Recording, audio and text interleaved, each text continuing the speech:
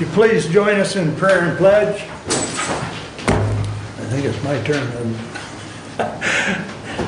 Heavenly Father, help us to have a productive and good meeting this morning.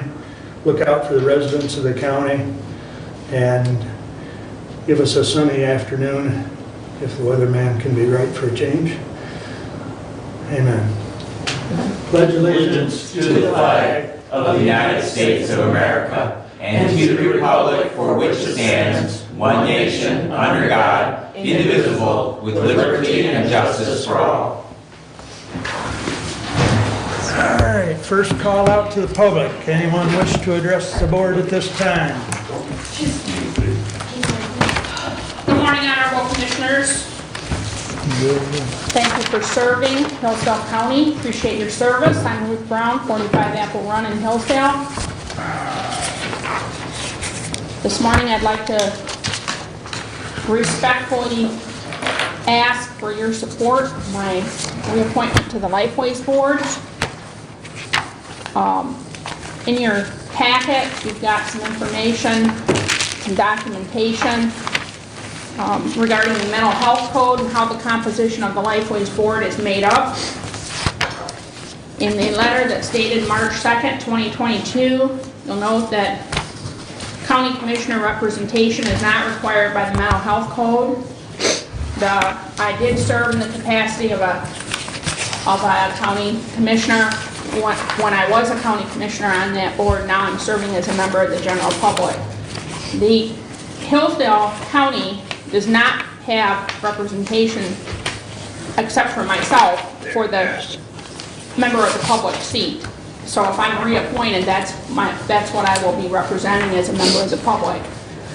I feel like that's very good for Hillsdale County to have citizen involvement, to have a member of the public on that board. I am a former county commissioner. I was a county commissioner for 7.5 years. Beside my suicide prevention work on that board, I've been on a lot of committees for Lifeways, always prepared, always do my due diligence and doing good work there, as you will hear from other people. I am in the rotation to represent Hillsdale County on the leadership there, officer position, and coming up I've been secretary. I'm going to be treasurer this year and chairman of the finance committee. And my work as a county commissioner, when I was vice chair of finance for Hillsdale County, I was vice chair for 7.5 years. All the time I was up here, I was always vice chair of finance. That will serve me well as being the chair of finance for the Lifeways Board. So I just respectfully appreciate your support and your consideration of my reappointment. Thank you. Thank you, Ruth. Anyone else wish? Good morning, Kelly. How are you? Good. Yourself? I'm good, thanks. So I'm just here today. I want to talk about, my name's Kelly Mapes. I want to bring forth with this group, just so you have an understanding of what's going on. I asked for some numbers that were, some amounts of money that were put into the MERS underfunded account. And so we've put together a spreadsheet. Now, I will email that to everybody just so they have it, plus the other commissioners, because I think everybody needs to be aware of it. And then I'm just asking that once you get these, if somebody, I don't know who handles these monies, but it was mentioned that it came from the Medicaid reimbursement funds, and that's how they came up with these amounts. And I'm just questioning some other amounts that are on the spreadsheet, so when I see it, when I send it, it's pretty clear. I would like a full accounting of the MERS underfunded account, when it started, how much it was underfunded, and where the rest of the money is. So MERS gave me all of the deposits that were made. I have that, and I want an accounting, and then I'll share that. But I would like to know, it only shows about half the money. And so I would like to know where the other half of the money went. And then I would also like to know what money is put into the CLASS fund, C-L-A-S-S. It's a liquid asset fund. I want to know what funds have been put into the CLASS fund. My concern is the extra money that's being put into MERS being invested in the CLASS fund. And does everyone know what the CLASS fund is? I mean, if you don't, let me know in my email. I'm not really 100% sure what it is. I know there's some community foundation money that's invested in it. As it was said in a minute, it said that investing into the class fund brings better return than a savings account. So I'm looking into all of that. But that's kind of what I want to know is where the extra money to the MERS underfunding is. It's very important to me. Chairman, What? can we have clarification that she's not asking at the county level, but she's asking, I think, for the Tri-County Health Department? I kind of am asking it both though, because you guys are the oversight. Well, but again, it's not what we've done here. No, It's what no, no. And that's, I just want that Yes, clarification. ma'am. Because for whoever's listening, that question really isn't directed at our operations here Yeah. that we're, Let Primarily in me restate. So that is true. It is not against this group. It isn't. It's a concern with the Board of Health, but overseen by Board of Commissioners. And I just, in all fairness, want you guys to be aware of it because there is some money differences. And like the allocations, I don't care if it's $1, $26, I would like to know where, as a citizen, I just want to know where the money is. There's also 15 cents of your allocated money that pays for the underfunded MERS since 2018. So our citizens pay 15 cents towards their underfunded retirement through allocations. So that's another thing that we need to look at. Thank you. Thank you. Anyone else wish to address the board at this time?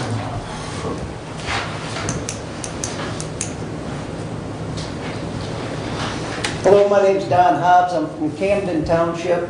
I was at the last Hillsdale County Road Commission board meeting, and they was bringing up about, there was comment about the county commissioners maybe taking over the road commission board or adding 2 more members to the board. And I was wondering if I could get some input on that. And also, I've been employed there for almost 21 years, and I think the county road is kind of in disarray right now. And I think it would be a good idea for somebody to step in and take over or help out. But if I could get some input about that, because I'm not sure what they were talking about when they brought it up at the road board, county road board meeting. You know, so I don't know how much discussion's been going on here about it. But if I could get some information on that to see what's going on. Best I can tell you, Don, is we don't engage during public comment. Okay. As part of our rules. Yep.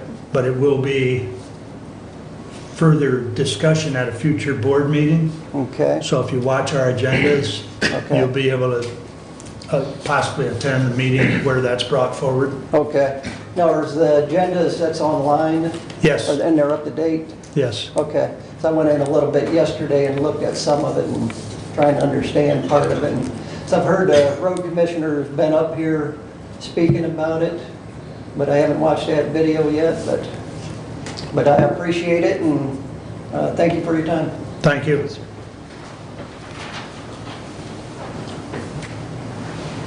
Bob, you gonna speak now or later? I know I'm gonna get out of that chair. Always have to take another pill to keep my leg working here. And you said your name was Don? Don. Okay, to address that issue, any one of these people can answer your questions. You can go to Marty Cass' office, the clerk's office, and get their, call the Hillsdale directory, I believe it's called. And they have every township supervisors as well as these folks, in which you can, one-on-one, get in with them on the phone or whatever. Anyway, good point about that. First off, good morning to all of you. I don't know if any of you know that today is National Women's Day. And there's, some that have already said we're already been in charge. Now, I don't want to argue with that point of view. But I do believe Mr. Brady is a member. I'm not sure how that all pans out, but I thought maybe he'd be entering another code. What I do want to say is there is some unbelievable that the people have something to say that's about the sheriff and wanting to find out about some and I want to call it allegations, because there's nothing that I know of that says anything about some sexual issues that has happened at the jail. I've not heard it, I've not seen it, but I'm getting these questions or wanting to find out about something like this. And assure you, I would, whoever it is that's out there wants to bring something up, I'll be glad. I wouldn't have it investigated in this county. I would take it out of this county, and I would show that. I have no problem about taking it somewhere. But people, if you're gonna bring up an allegation, why don't you bring it out into the open, and maybe we can push it together and find out who it is that's actually done something. But as far as trying to accuse, leading up to the sheriff's department, doing something and covering up, we need answers, yes, but gosh, come bring it out in the open. Other than that, I'm not too sure about what's gonna happen here in the very near future, but I'm going towards what they call a senior abuse, which I was then, throughout my, I won't say my vacation time while I was trying to recover, a few things had happened at my property, on which a lot of everything was taken as well as sold. And honestly, this pertains to your next door neighbor, a friend, or whatever. It needs to be looked at. I didn't want to call myself a senior, but I guess, I am. But to have a friend that you would have thought would have taken care of your property, which was asked of them in front of other people, and it wasn't. It was taken, it was sold. There's other little pieces that have to be fit into this, which I wouldn't want to explain on how it all happened. But there is a great deal on which is shameful of that, even on my own, knowing that I was on drugs, knowing that I was in a hospital, knowing that I had friendship coming to that hospital to say that they would caretake for my property.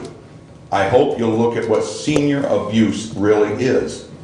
This is really devastating to myself, and I've not heard the other person yet that I believe there's someone in Camden I was trying to get a hold of. That happens, they will sign their name away. Signing your name to a piece of paper without having an attorney, without having the other, it's really a horrible, horrible thing. And I gotta say, I thought that Chris Myers was a friend, and this is not. He could not be anyone's. And I want to say again, if you have, as far as what the bottom feeders are, yeah. If you want to I'll just finish this. If you had to go into the funeral home, I hope that people will understand. Watch anyone that's coming in there that might snag a watch off the wrist or anything that's been stuffed into their casket. People, there are some really low lives that it's going around. Anyway, I want to say thank you. Have yourself a great day. Thank you, Bob.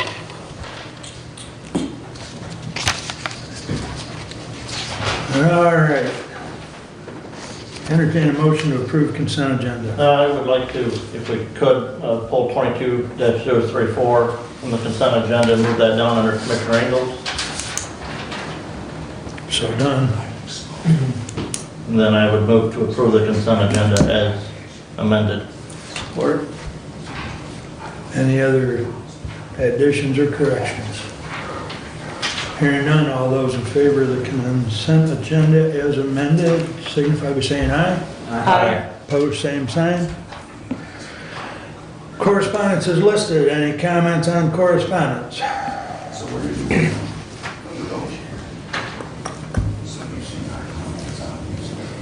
I would encourage you to, I don't know if you can click on that link or not, but that link that's provided as far as for the aquifer, somewhere there, comes out to be that page there. And at about page 3 or some such, it states the objectives of the project. I know a lot of people have asked me what the objectives are of the USGS project, but it's pretty clearly stated on that, off of that link.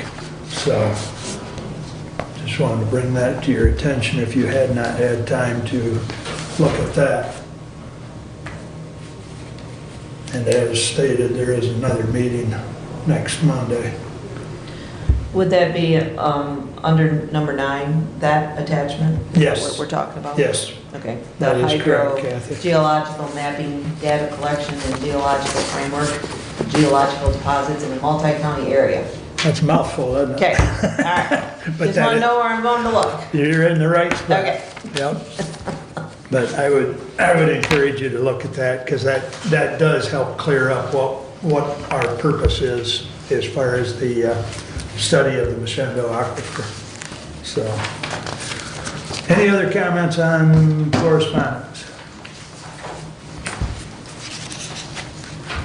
Hearing none, I would entertain a motion to approve the regular agenda.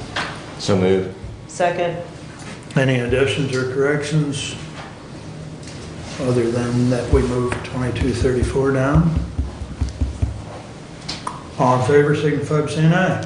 aye. Opposed, same sign.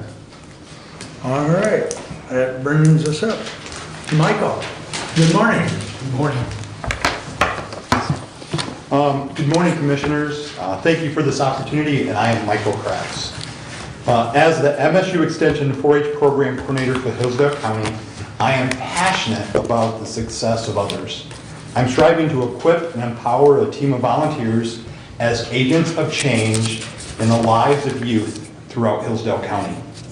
I am committed to provide the vision, programs, and opportunities necessary for individuals to flourish and thrive in this century in this county. Through collaborative partnerships, I am seeking to prepare youth as lifelong learners who flourish and thrive with the knowledge and skills as critical thinkers, explorers of science, leaders of influence, and discerning individuals making healthy choices as they contribute and serve Hillsdale County and the world. Since starting at MSU Extension, right before the Hillsdale County Fair, our team has been hard at work. I've been focusing on several key result areas. First, I have been seeking to grow trust, collegiality, and collaboration across the community for the success of all youth involved in 4-H. As a result of the COVID pandemic and other factors, many relationships, as you are aware, are broken. I have been investing in connecting with community partners and the 9 different advisory groups that flow from Hillsdale County 4-H. This takes time and consistency as I examine the structures, the processes, and procedures that frame our relationships. My aim is to cultivate confidence, trust, transparency, and honesty. This trust must exist within our team of volunteers and extend out to our community. Second, I have been working to enlist, empower, and equip a team of volunteers to serve this generation of students as 4-H leaders. This includes the addition, just in this year, of 9 new volunteers. We've also had volunteers return from a leave of absence due to COVID. Let me highlight 2 different committees that I've been working with. The first is the 4-H Council. The council has a new leadership team that includes both adult and youth volunteers, a whole new team. Currently, we are involved in a strategic planning process that's reviewing perception data that was gathered in 2021. They have decided to restore food service for the public during the 2022 Hillsdale County Fair and are eager to grow the program throughout the county. I'm also working to build leadership in the Hillsdale County Horse Leaders Committee. These new leaders have brought energy, cooperation, and excitement to the program. They have a vision to provide more educational events. They have on their agenda to provide horse shows and a summer camp. Thirdly, we're working to improve communication. This includes increasing the frequency of our newsletters. We've increased the frequency of our newsletters to monthly, and our administrative assistant, they're getting pretty lengthy because of all the programs that we're beginning to offer. We've introduced new web pages to replace our blog spot, and we're leveraging our social media presence. According to data that I gathered on March 7th, our Facebook page has reached 8,365 people since the beginning of the year. We introduced a new Instagram page. We believe in addition to that, we need to reach youth, as the majority of visitors to our social media pages are 25 years and older. We're not communicating with the youth that we want to yet. We're also working to improve other processes like event registration. We want to remove barriers. Fourth, we are working to improve the quality of programming, reach students, and increase student engagement as to make the best better, our 4-H model. As you recall, youth need to re-enroll in 4-H each year. We are thankful that our enrollment numbers have already exceeded the total number of youth participants last year, and we're only at the beginning of March. At the end of the 2021 program year, we had 332 youth that were enrolled in the 4-H program. Last week, we surpassed 360 youth and enrolled in 25 clubs, and we're only in March of the program year. I believe this 8% increase will grow as more families prepare for programs in the spring and the summer, especially the fair in the fall. Our current enrollment is very, very young, so we'll see this increase over the years. Outside the 2021 Hillsdale County Fair, we also held the largest youth event since the beginning of COVID. We had an awards assembly where over 50 individuals gathered at the Extension office to honor one another. There's also been an increased involvement by youth on the Junior Livestock Committee. We have over 20 youth that are involved in the Junior Livestock Committee now. We have added 2 new clubs that began meeting, one in Montgomery and the other in Pittsburgh. And not only are we working with 4-H programs, but our programming is extended beyond the 4-H club to school-based initiatives. I am currently teaching a money management series at Waldron area schools. There are 35 middle school students who are learning about how to track spending, the continuum of needs and wants, variable, fixed, and periodic expenses, credit, borrowing, credit scores, and identity theft. We are planning another program with area middle school students. This is a partnership with Kappa. We are working on a babysitting program. This 2-day experience is designed to help middle school students learn what it takes to be responsible, trustworthy, competent, capable, and safe as they care for others. Inza Raymond, who will retire in June, has had conversations with Camden Frontier about hosting a STEM night, as well as Geyer Elementary, who may be interested in health, hygiene, and nutrition education.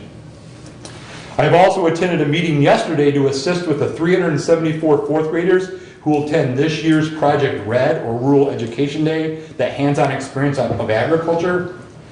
And as a means to recognize area 4-H youth, area principals have been supportive of our 4-H Council, providing all graduating seniors with a graduation honor cord that recognizes for their involvement. I have worked to increase communication with principals, sending targeted emails about different programming opportunities. And at the MSU Extension Office, we are increasing local educational opportunities, including Science Saturdays with INZA, youth leadership training, a jewelry making workshop, and equine education. I have also been trained in YQCA, the Youth for the Quality Care of Animals. This will allow us to provide in-person classes here in Hillsdale County at a more affordable cost to youth animal exhibitors. We also have youth that are involved in state and national opportunities. Hillsdale County youth currently comprise 18% of the Michigan 4-H Youth Council. We have a delegation representing Hillsdale County at Citizens Washington Focus in DC this summer. We have youth attending the Capitol Experience in Lansing later this month. And we have heard great excitement from families about the reintroduction of an in-person program called Exploration Days at MSU this summer. We have much still to do.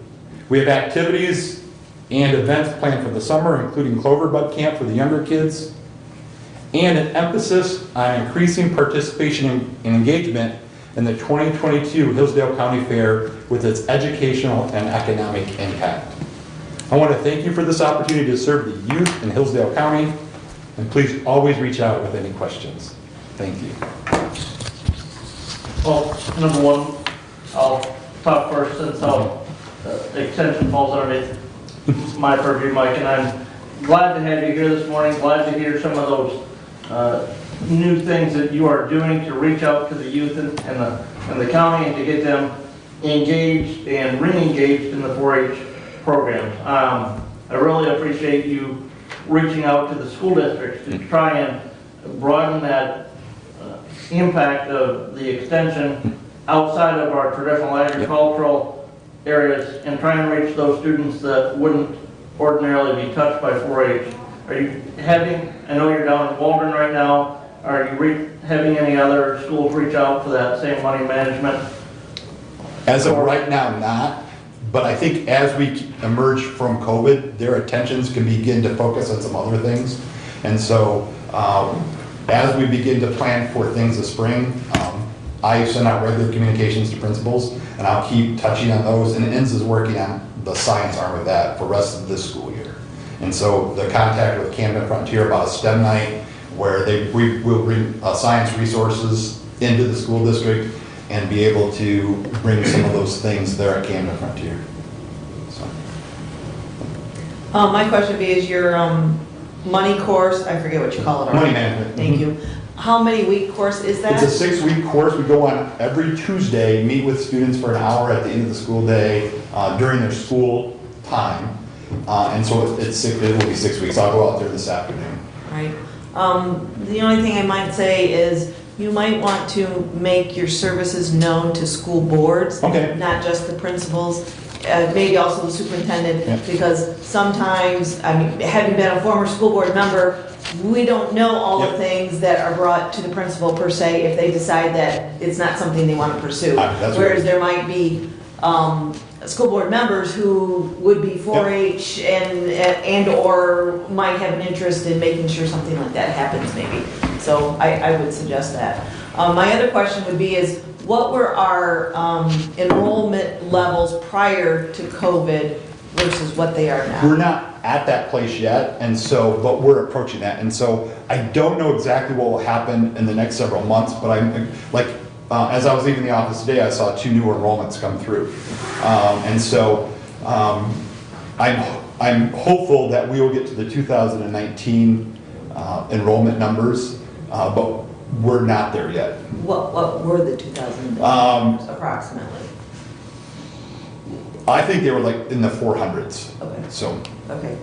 And you want your goal is to have that enrollment done by what, the end of March? yeah, we absolutely have to have it done by the time fair entries go in. But hopefully by the end of March, we can have things pretty secure. But then there's, like, as we do, like when we do Clover Bud Camp, there'd be some other, younger kids that aren't necessarily thinking about the fair, but they'll become enrolled at that time.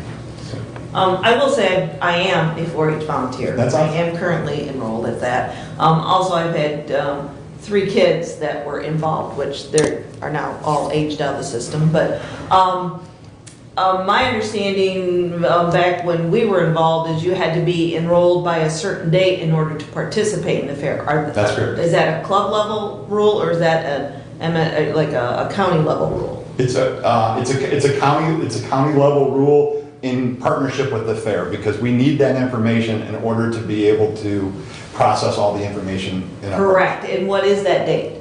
I gotta look that up. Okay, all And so- right. Well, and I know back when we were in the club, you had to participate in so many club meetings and signed up by a Yep. certain date before you get to the fair. So what I'm saying is that sign up date was, maybe April 1st, Yep. because in order to get your meetings in. So, and I don't know, if, again, county level rule or club level rules, but, so when you say you can, And just, as you talk, it sounds like it's both, because it sounds like, our program year goes from September 1st through, and so it sounds like there is some additional requirements that are in place by that club. But then there's also the county level rule to say, okay, if you're gonna participate in the fair, everything has to be set by this. But like, we had beef weigh in on Saturday, and so that was the kind of the deadline for those kids. So- right. And I will say, I've been a 4-H volunteer, I can't remember for how many years. Grew up in 4-H here in Hillsdale County. Have 6 kids currently involved in 4-H programs.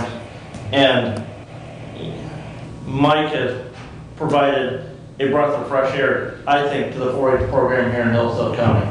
He was at the fairgrounds on Saturday as youth members from across the county brought their market live beef animals to the fairgrounds for tagging and weigh-in. And I can't remember the last time I saw an extension that 4-H extension agent at that event.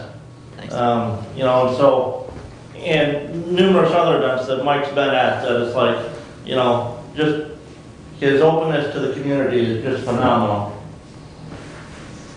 Well, thank you very much. I was looking up that date, but it didn't pop up on my phone, but I'll get that to you. No, that's all right. I think you're right with April 1st. Yeah. I did it for many years today. I really, April 1st, anyway. Only for those who are listening. And again, you can sign up after that if you don't, because you can be a part of 4-H and not show at the fair. Yep. So those are kind of two different paths Right. within 4-H that you can pursue. And so I just, to participate in the fair, I just know there was some time parameters as to when you can sign up. So just in case anybody's listening. Is there any interaction planned with the FFA chapters? Yes, like they're on my email list, and then I'm really connected with some of the FFA leaders around the county. And so I've been reaching out to them, Haley Lemley, Mrs. Feathers over in Waldron, and then they serve in an advisory role on some of our committees. So Were you at the labor auction last night? I was not, but I heard about it. I before it, I haven't heard how it came out, and so but there's a lot of excitement about it. It was a good night. It was a good night. A little expensive for some, but it was a good night for the students. So, Yeah, and the chapter. Our goal is to work seamlessly with FFA to make sure that the kids have the best positive experience, because we're not trying to protect territory or anything. We want, because it's about the youth, and so we want to be able to create significant opportunities, and we could provide some opportunities that FFA can't, and vice versa. So. Yeah. No, it went real well, Mike. I mean, I don't think any of the students that are going to the state convention later this week will have to spend any of their own money. Yeah. And I heard some of our students are going to do really, really well at the convention. I heard that there's some students that are in some competitions that are going to do very, very well at that level. I think so, yes. So, any other questions or comments for Michael? Thank you so much for the report. Well, thank you for this opportunity. It's very, very appreciated, and I love serving in Hillsdale County. Thanks. If we could, we could get you in maybe a couple times a year. Yeah, just let me for know. an update, so, Thank you. All right. I'll reach out to Brent. Yeah, thank you, sir. Thank you. very good. All right. Nice day. Committee reports. All right. Brings us up to you, Brent. Okay, so a couple of things here getting started. Number one, last year we had authorized the county to accept and transfer of a deed of a parcel of property in Pittsford that had a building on it that had been ordered demolished by the building inspection office. That building is gone. The site has been leveled and cleaned up. Marty Taylor is going to go out there today for a final inspection, and then we'll have to work with getting that parcel transferred to a new owner. So progress on getting that building cleaned up. Area Agency on Aging. If I may interrupt you, Marty did send me an email just a few minutes ago on the Pittsford demo. And he does indicate in the email that he talked to you this morning. And I guess my question to you is, do you feel the board needs to take any action? Because he's talking about selling the property and getting the back taxes paid and being done with it. We could, I guess I would authorize the building inspection office to dispose of the parcel in Pittsford to Mary Jo Dunlap and Donald Dunlap. You know, I just have some concerns in regard to, I fully understand that, that probably that's going to be the eventual owner, that we make sure that that property is exposed to the public, that, because we just spent, $90,000 of the public's money, we need to make sure that we don't have, because Mary Jo came to us with concern, and legitimate concerns about that building. Not only for her property, but the community. But we need to make sure that we expose that property so there is no appearance whatsoever that we cleared that property for her and then are transferring it to her at a pre-agreed to price. So I think that we need to make sure that, whether we do it by sealed bids, and post it on the website, that we need to have as much openness that we are disposing of that property, and that any individual that has interest in purchasing it has an opportunity to put in a bid on it. My only comment would be is a comment that Marty makes in this email, that he would like to see this done by the end of the month so there's no further tax implications. So if that is the desire of the board, of what you just said, then I would say we need to try and conclude this within the month of March. Shouldn't be a problem, a couple weeks, put it up on the website, a couple weeks. All right, then. My motion died for lack of second.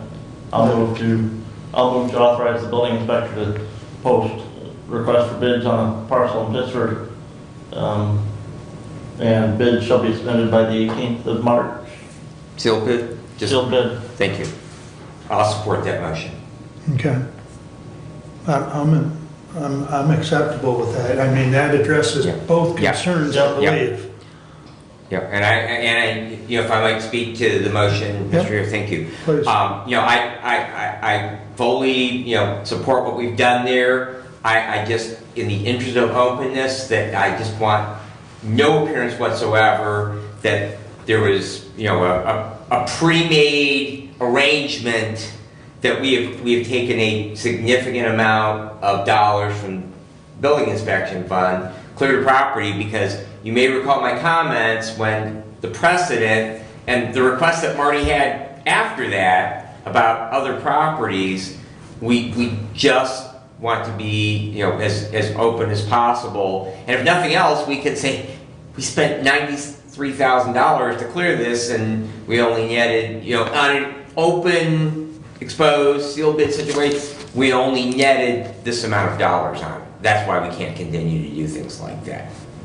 But thank you. I appreciate, Commissioner, all of your efforts on behalf of the hamlet of Pittsford and the township there. That's definitely something that needed to be done, and I'm glad that we were able to help with that issue. As we move to continuance of this, I just want to make sure that we are as open and fair as we possibly can be. Who's supposed to receive the sealed bids? Building inspector. And only posted on the website, correct? Yeah, You'll get with Marty on that? I will. Okay. Question, you mentioned that the back property taxes have been taken care of? Not completely, no. The back property, that's why the March 31st deadline is imperative in this. Okay, the bids need to be received by March 18th. When will they be opened? Opened on the 18th. At what time? What time is the building inspector office closed? They close at 4 on Friday. Either 4 or 5, but you could pick 4 o'clock, that's fine. Opened at 4 and presented to the commissioners on the 22nd. Yeah, I'm good with that. Sounds like a plan. So did you say the back property taxes are taken care of or are not? They're taken not. Won't No. be the 22nd, it'll be the 29th. You guys don't have any. Oh, So I would assume that 29. those are our responsibility, Yes. since we own the property now, so whatever proceeds we get from that, We'll go and first pay the back property taxes on it. Yep. do we have an idea of what those might be? I don't right off, no. It's not me, no. So, Did you hear, Jody, the meeting's on the 29th? Yeah. 22nd? Okay. Any further discussion on the motion? All in favor, signify by saying aye. Aye. Opposed, same sign. All right. Now you may continue, please. All right. Region 2 Area Agency on Aging is getting ready to put out a bid for a new building construction in Brooklyn for new offices. After our meeting on the 24th, we went over a schematic, long detailed discussion on changes here, there, some updates on that. So looks like it will be a very nice building. The question will be, can those bids come in underneath budget and get it built in a appropriate dollar amount?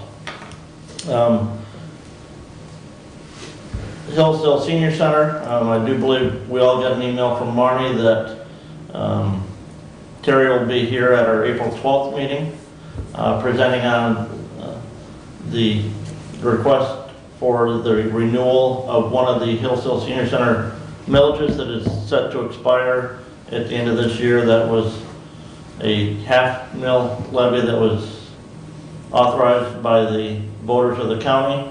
And I do believe that that's got to be, if that millage is approved for renewal, we have to have that done by our first meeting in May to have it on the August ballot.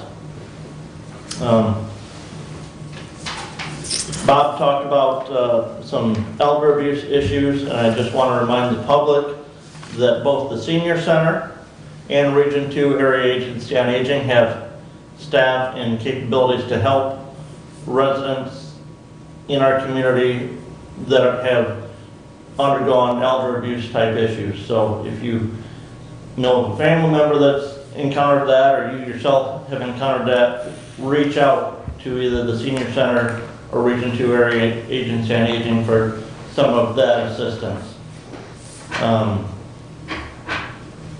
Michigan Works Southeast, we had discussion at our, I do believe our last meeting regarding whether those meetings had to be in person or if they were going to be able to be virtual. The initial plan was for the January meeting to be virtual, and then that meeting got canceled, and their legal opinion is that they must all be in-person meetings subject to the OMA. They've got a meeting tomorrow, and I've had something come up, and I'm not going to be able to make that meeting, and that meeting's in Chelsea. And I know Commissioner Engels can't make that meeting either. I have parks in the morning. So we're 2 out, which means they do not have a quorum. They're Right. up 2, Right. Without, or their, 1. their bylaws require at least one commissioner from each of the 5 counties to be present. So I know I sent an email out yesterday, Commissioner Schmidt, you can't attend, can either of you? That meeting's in Chelsea at 10 a.m. tomorrow morning. I've got a doctor's appointment. I guess I have to make it. Short straw. So, okay. Can you give me the I will information, the forward that to location? you. Yes, So, yeah, it's at Okay. the Comforting Conference Center. yeah, it's right there at the exit, isn't it? Just north of the exit, Yeah. yeah, Brad. I know that's where they used to hold them at. I attended those previously there, so, So, yes, yeah. good, thank you, sir. So, Thank you. So, Kelly had mentioned some things about the Branchville St. Joseph Health Department MERS issue, and serving on the Health Department board, we had a presentation at our June 24th, 2021 meeting from MERS regarding the Health Department's MERS defined benefit plan. Like our Sheriff's Department here in the county, that defined benefit plan at the Health Department is a closed plan. And Commissioner Wiley, you could maybe speak better as to when that plan was closed to new hires.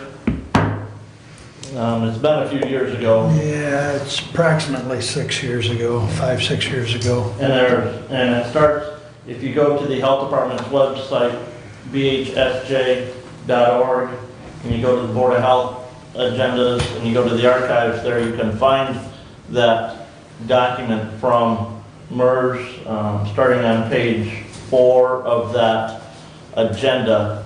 That is the report to the Board of Health regarding the MERS funding and allocation levels and funding levels for the Tri-County Health Department's defined benefit plans. So I bring that up so that you all can review that. If you have questions, feel free to reach out to either Commissioner Wiley or myself on that. So. And I guess just as a point of clarification, when that plan was closed, all new hires were then eligible for a participation in a 401. And a defined contribution plan. Correct. The same as we did with the new hires at the Sheriff's Department. Correct. The defined benefit plan is still open to active employees that were in it, but new hires are not eligible for that defined benefit plan, which we know here at the county, when you close a plan, that automatically steps up your unfunded liabilities calculation, and you've got to work in a shorter period of time to get that to a 100% funded level. Basically creates a bell curve where your liability goes up pretty steeply, but then it comes back down. And I think, Well, the funded at least ratio, what's that? I was going to say, the funded ratio as of December 31st, 2020 was at, according to MERS, was at 83% on that. That sounds about right. Okay, anything else? That is all that I have. One final thing, I'm still trying to get information from the Community Foundation on the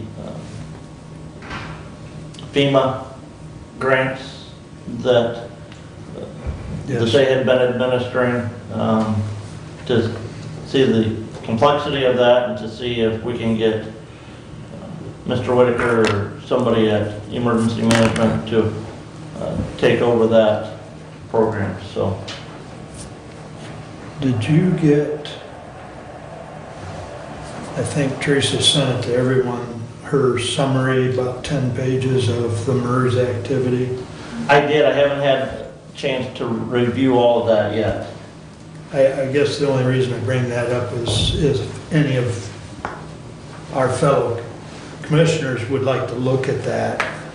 Teresa Fisher, the admin person, has put together about a 10-page, and Brent or I can share it with you if you're interested.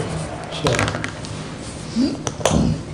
but I had it here somewhere. But anyways, she sent it out to all the Board of Health members.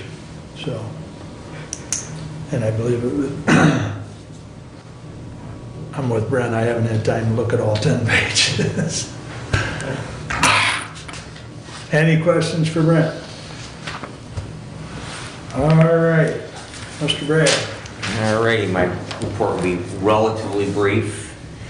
After our last meeting, I did participate in a demonstration by Motorola of various handheld radios they have for the various public safety departments.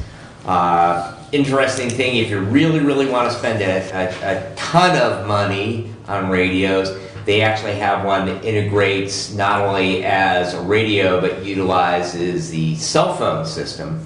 So consequently, if you think of back when Sprint had their push-to-talk, if you were a fellow Sprint, basically the same kind of a principle that if it's not able to access an 800 megahertz tower, it then trunks over to the cell system. But those radios are, they're really bleeding edge right now in that world and very expensive. I don't think we'll be choosing those, but interesting technology. Right now they are in the process, they being the committee and Director Whitaker, is in finalizing numbers of radios and equipment for each of the public safety departments within the county. I know that Dorothy Adams had gotten those numbers, Woodbridge had gotten those numbers, just places in my district. I spoke with Scott Brown at the hospital yesterday. got numbers from him. So that will then help generate final numbers for a quote.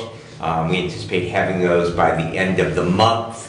To that, Tom Whitaker asked so that we could get any questions answered. He would like to have the principals available to this body at our last meeting this month, and was wondering if we could possibly have a work session, not to eat up time within the framework of our normal meeting, and have a little bit less formal atmosphere if everyone would be available. And I know that he spoke with you as well, Mr. Chair, at say 12:30 or 1 o'clock on the 29th.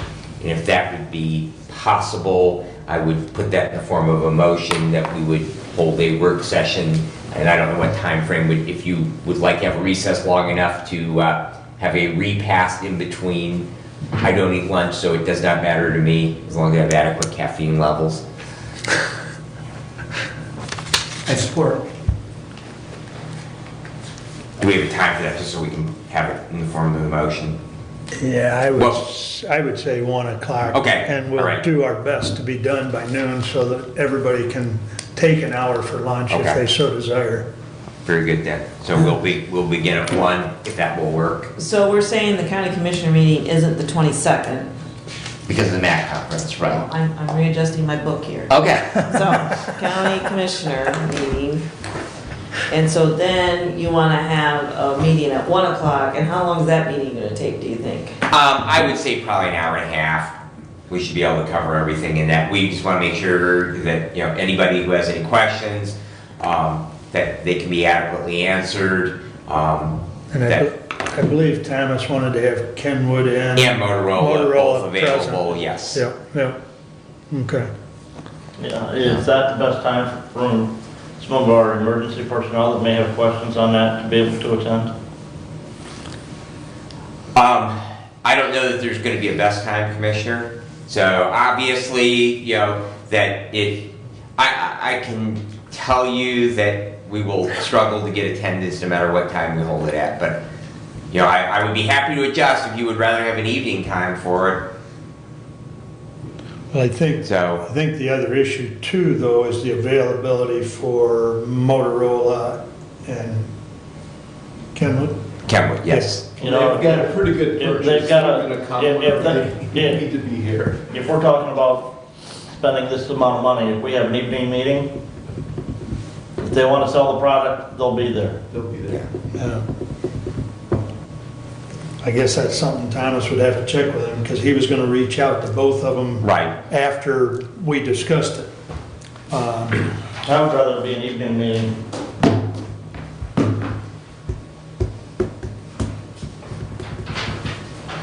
I just know locally, so many of our emergency personnel have daytime jobs, and so, we're talking about a system that directly affects them.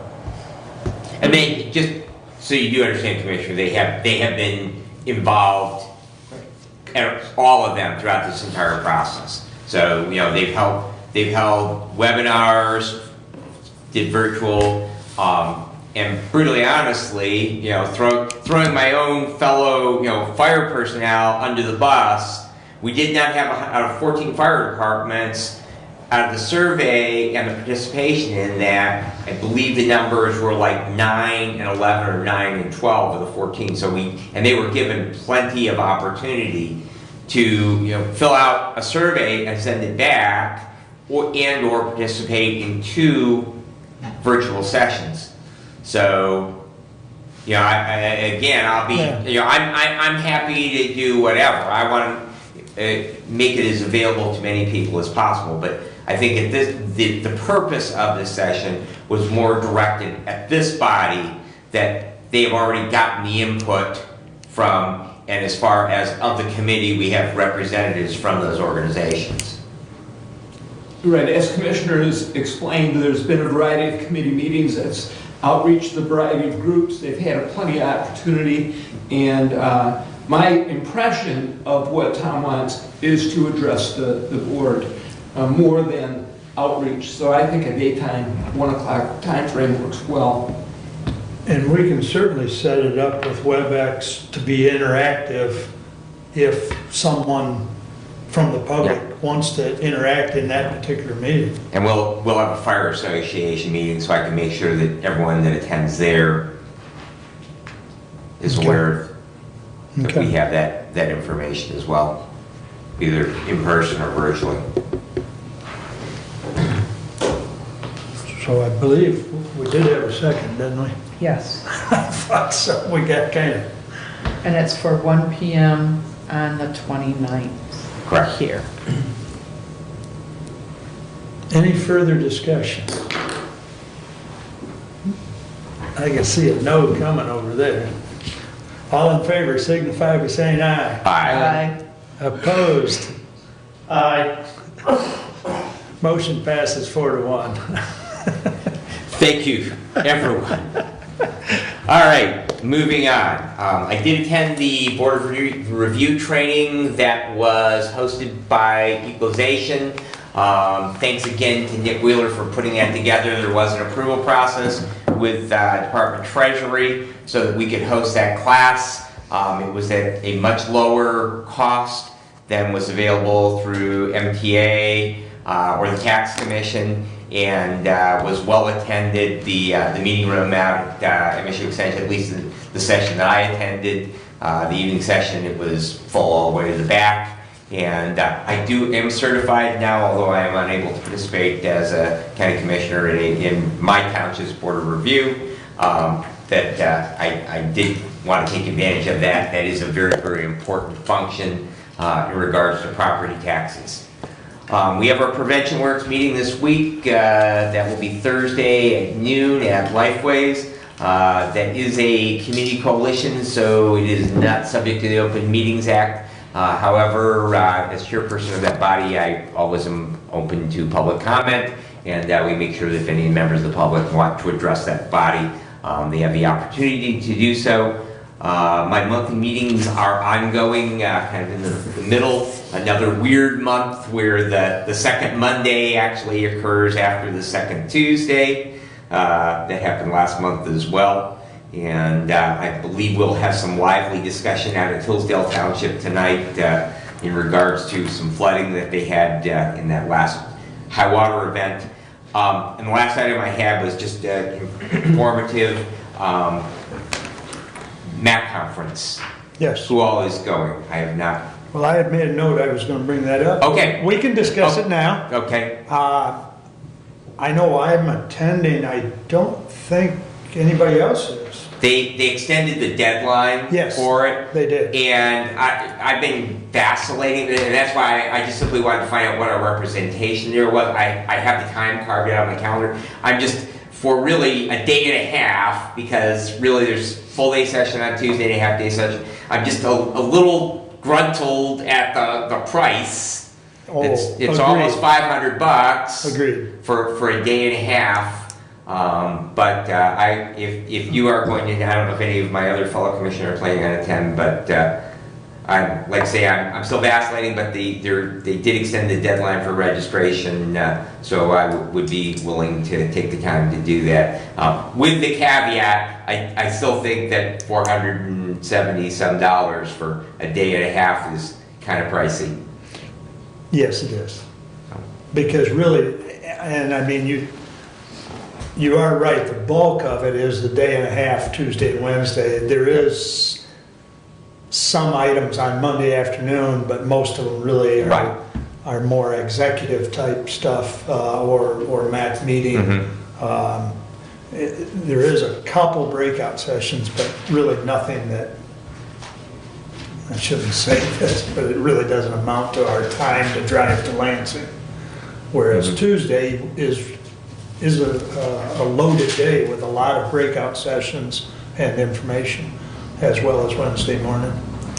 And, but yeah, if you decide to go, we can certainly, I was gonna talk to Derek about taking the car, so, the county car. But we can certainly ride together. And the other comment I was going to make is that if, you've all received the agenda, I'm sure, as far as the breakout schedule.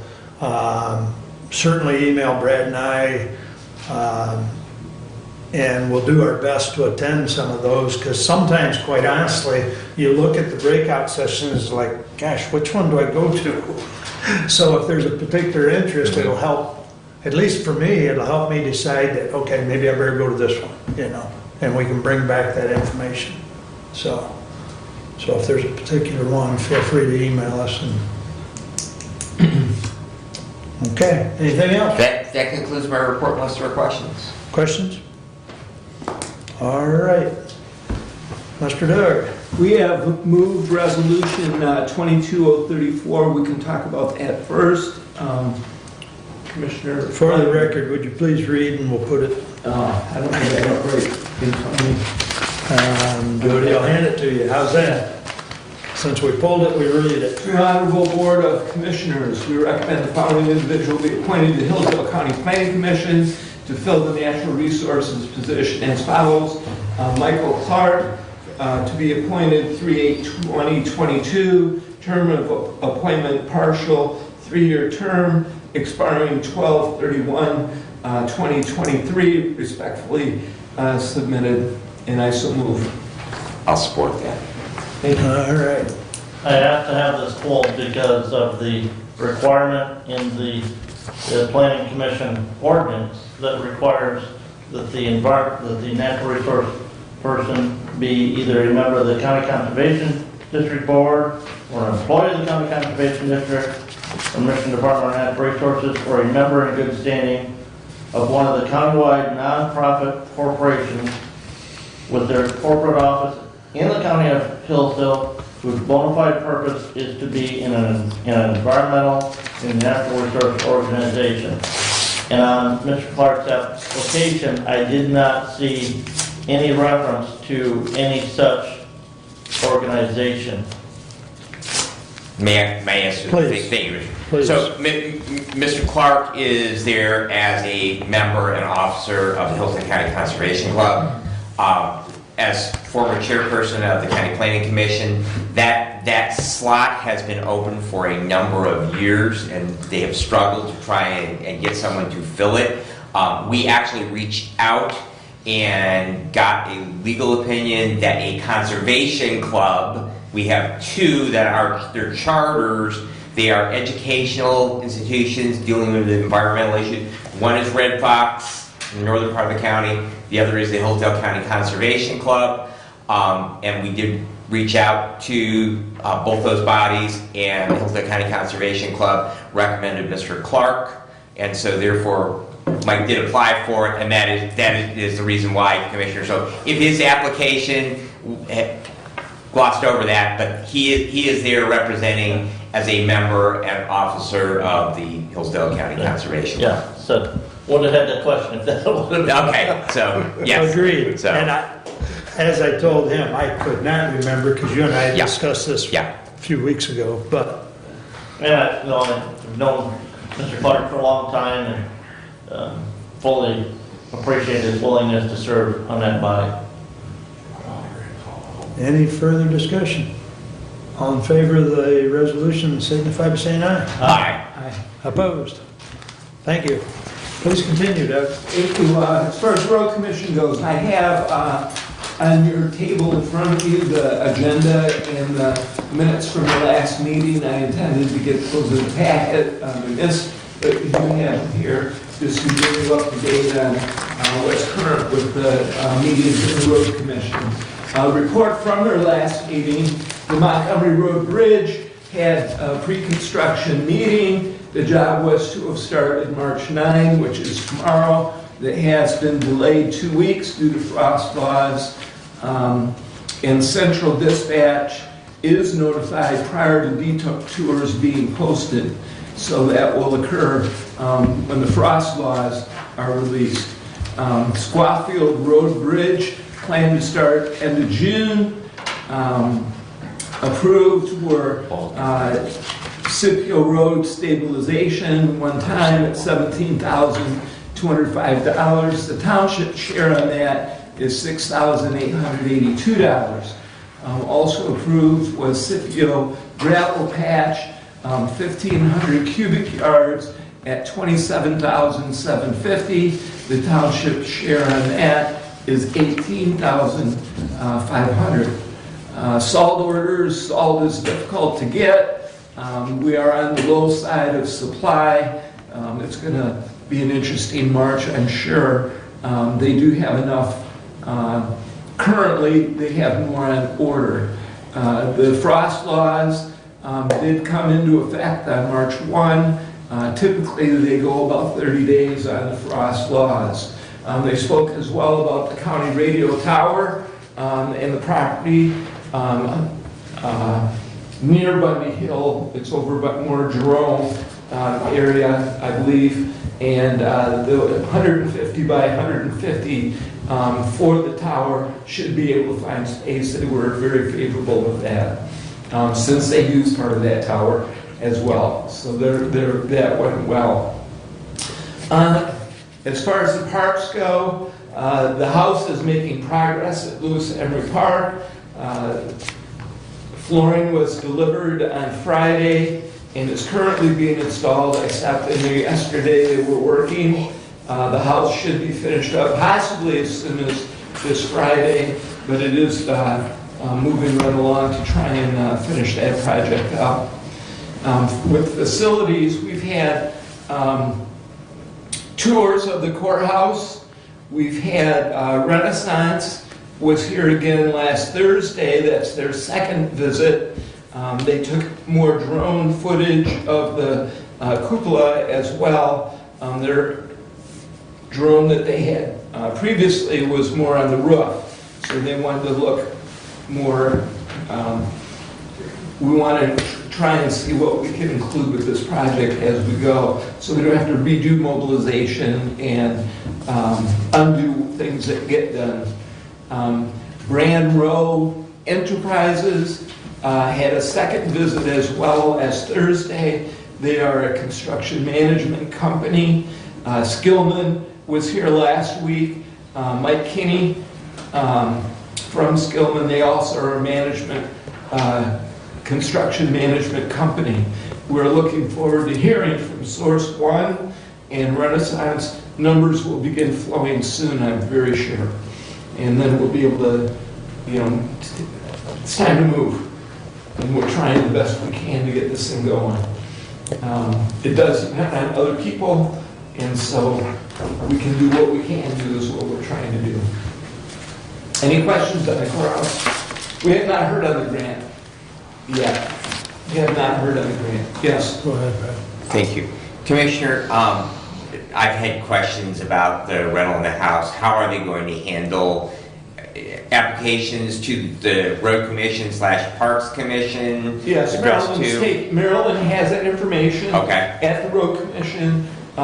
They have 6 that I was told of, interested parties. There is an application process, and they also have a lease contract to sign. I understand that they have set the price at $1,000 a month, and we'll see where that goes. Okay. You can always lower it if you need to, but right now they're hoping for $1,000. I've heard numbers for 2-3 bedroom houses in Hillsdale, $1,500 a month. So 1,000 is probably, in the market we have right now. The actual number, once the house is finished, Right. it's going to be way easier. 2 things: to see what the house looks Right. like, and to know what money has been spent. Right. So it's still, in my mind, I can see that the house is not finished yet. It needs to be finished. And then those hard decisions, they'll be fast and firm at that point. Does that $1,000 a month include the property taxes on that house? It was $1,000. Or is the tenant still responsible for the property taxes? Since how when government runs property taxes are now encumbered on that parcel. Right, so I don't know that that has been discussed. And I know in the past that was never discussed, Commissioner, so. Right, the 1,000 was probably the total sum that the tenant would be paying, and then expenses out of that 1,000. And I would be curious that's a valid question. I would be curious if that property is actually on the tax rolls and if property taxes have been paid on that in the past. That is a valid question. Because I have never heard that discussed in my tenure being the liaison to the road commission.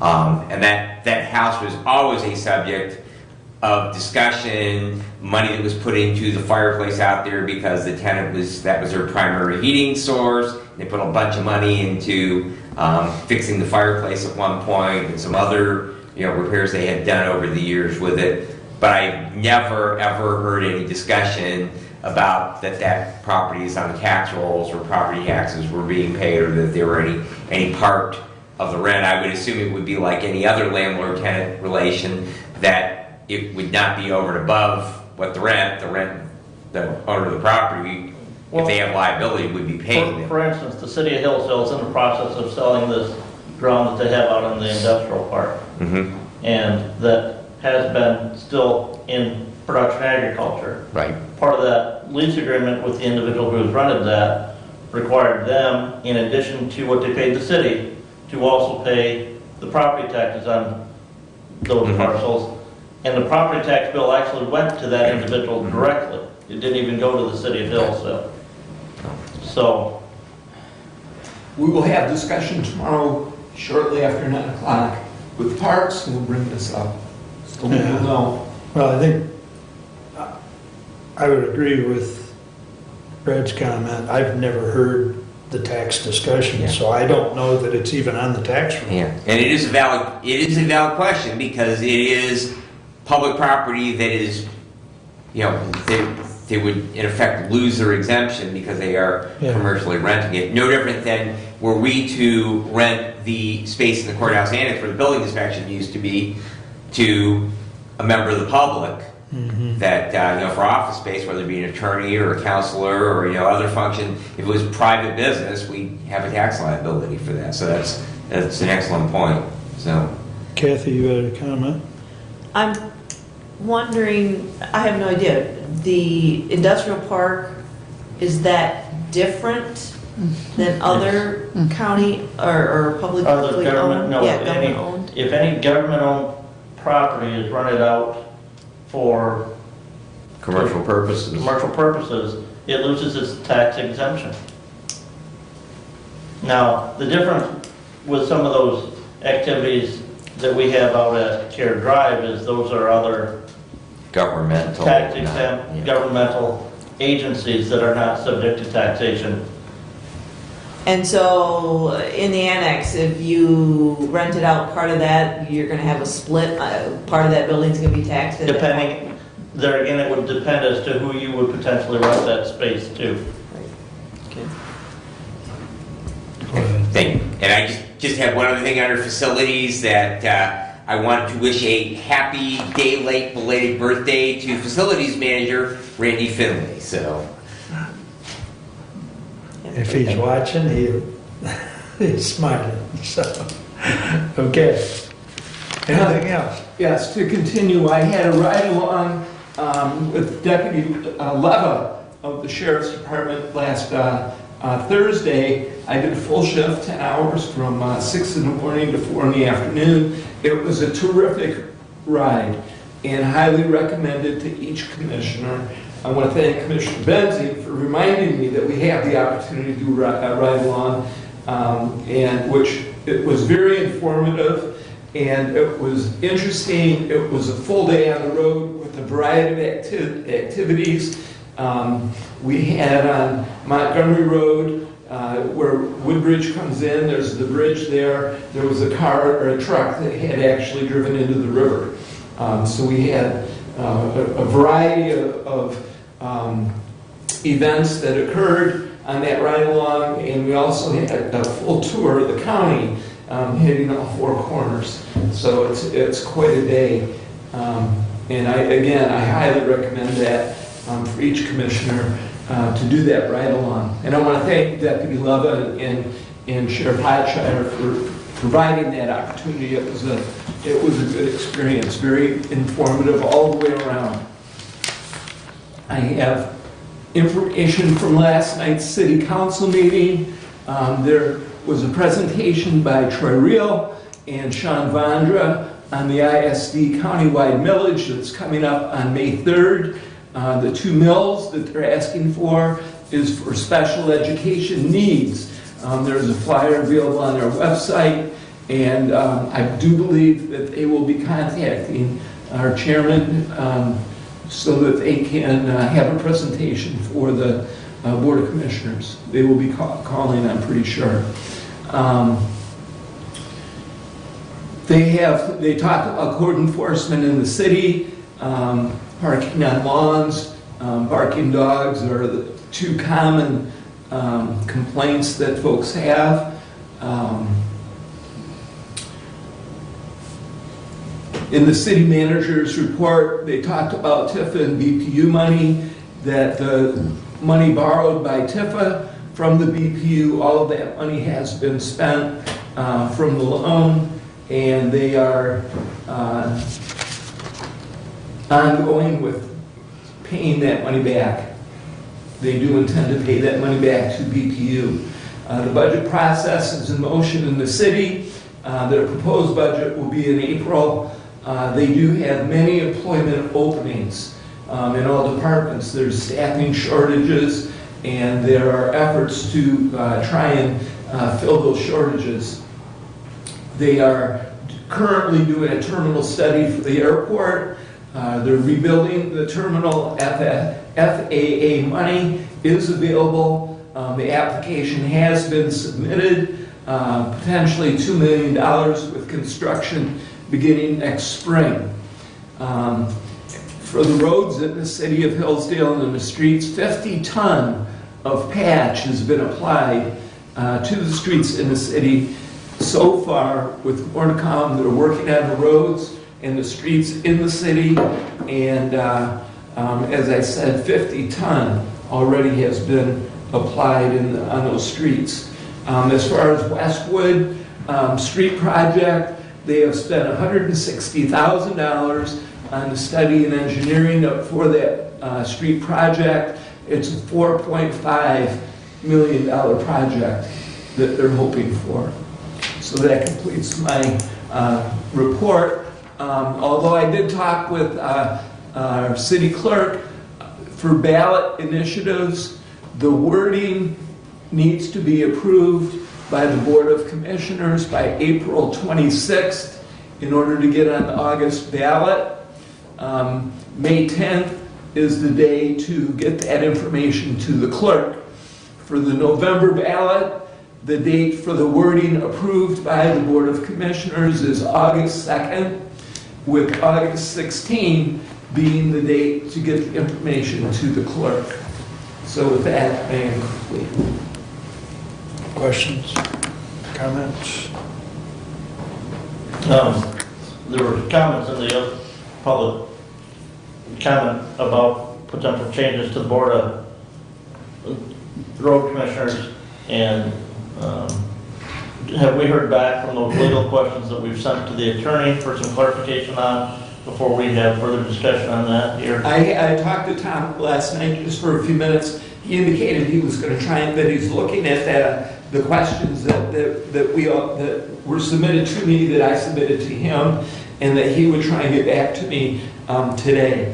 He also indicated that he has spoken to Chairman Wiley, and that we're making progress on those questions, and we should know soon. And I absolutely am hopeful that we'll have that information for our next meeting.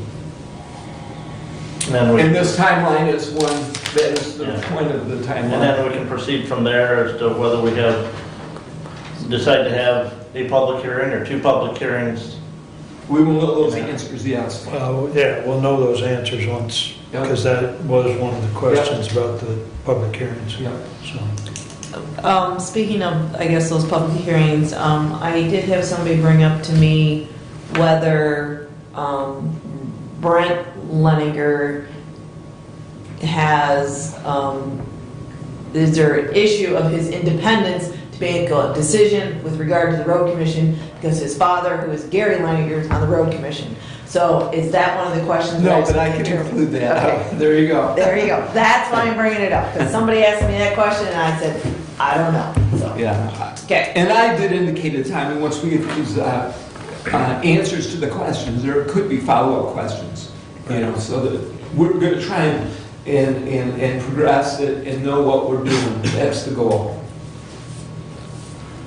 Okay. Have we tentatively plan on that being an agenda item next meeting? Correct. Can I go back? You said the August ballot, what's the date to the board? So the wording approved by the board for the August ballot is April 26th, with May 10th being the day that we need to get the information to the clerk. Okay. And then the November was August 2nd, and the clerk was, Wording approved by August 2nd, Yep. and the wording of the clerk, August 16th. thank you, sorry.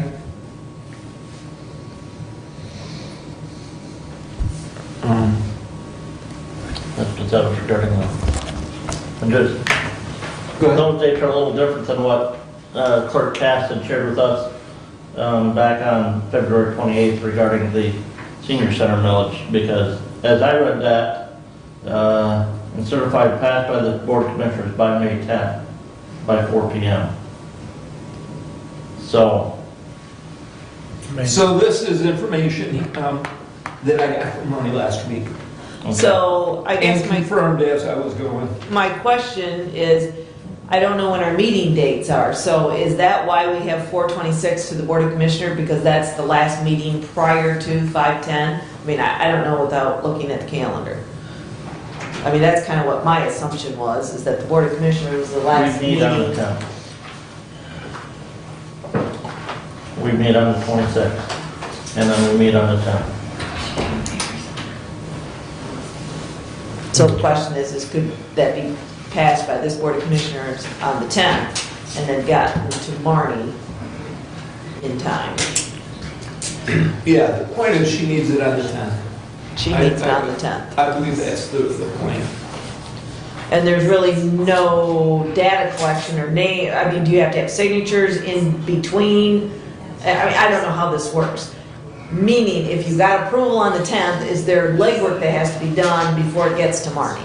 And is that why we're doing the meeting before? I don't know. No, that's just approval of the language. I mean, it's- We would be approving the Yes. language that would then go on the ballot. Okay, Correct. okay, so you don't have, So the you don't legwork- have to have signatures, you don't Right, have no, to, No. okay. No, the legwork has to be done before we approve the language to make sure that the language is correct. Right. Yeah, and you'll have. So how do language. we know that the language is correct if it's submitted to us on the 10th? That's why we do the 26th. Yeah. Okay, so I guess that's kind of why I'm having the discussion. And the due diligence for that would be that, you know, we have our attorney prepare that language. So, and, you know, I would, you know, if we're talking specifically about senior center language, you know, there's been previous discussion about that language right now directly transfers public dollars to a private nonprofit corporation. And the previous legal counsel we had received had been that we have that for the purpose of providing senior services within the county, much as we do with the ambulance millage, and then this body then makes the decision on whom to contract with. Obviously, that, you know, that the most logical transfer, particularly since we have bonds that the county taxpayers are obligated for, you know, we're going to transfer that money to Hillsdale County Senior Services Center, but we do want to make sure that language does correspond with what our previous legal opinion, and we should have that submitted to Mr. Thompson so that we have proper valid language. Yes, because, and I had that question because that millage is going to be presented as a renewal. Well, if we change that language in the ballot, is it now a renewal or is it now a new millage? Well, I believe that all of the, I know just having done road millages within a township, the language appears that because it is set for a period of time. So in fact, it is a renewal, but it is still a new millage. And I'm sure when Terry comes on the 12th, she will bring at least the language that was previously used. Right. Right, for our purposes here on the road commission, we haven't decided that we're gonna have a public hearing yet. So we're trying to stay ahead of the dates. Right. And so the first part of this is to get answers of our initial questions, follow up with questions, have our discussion, decide what we're gonna do, and then be on the timeline, Right.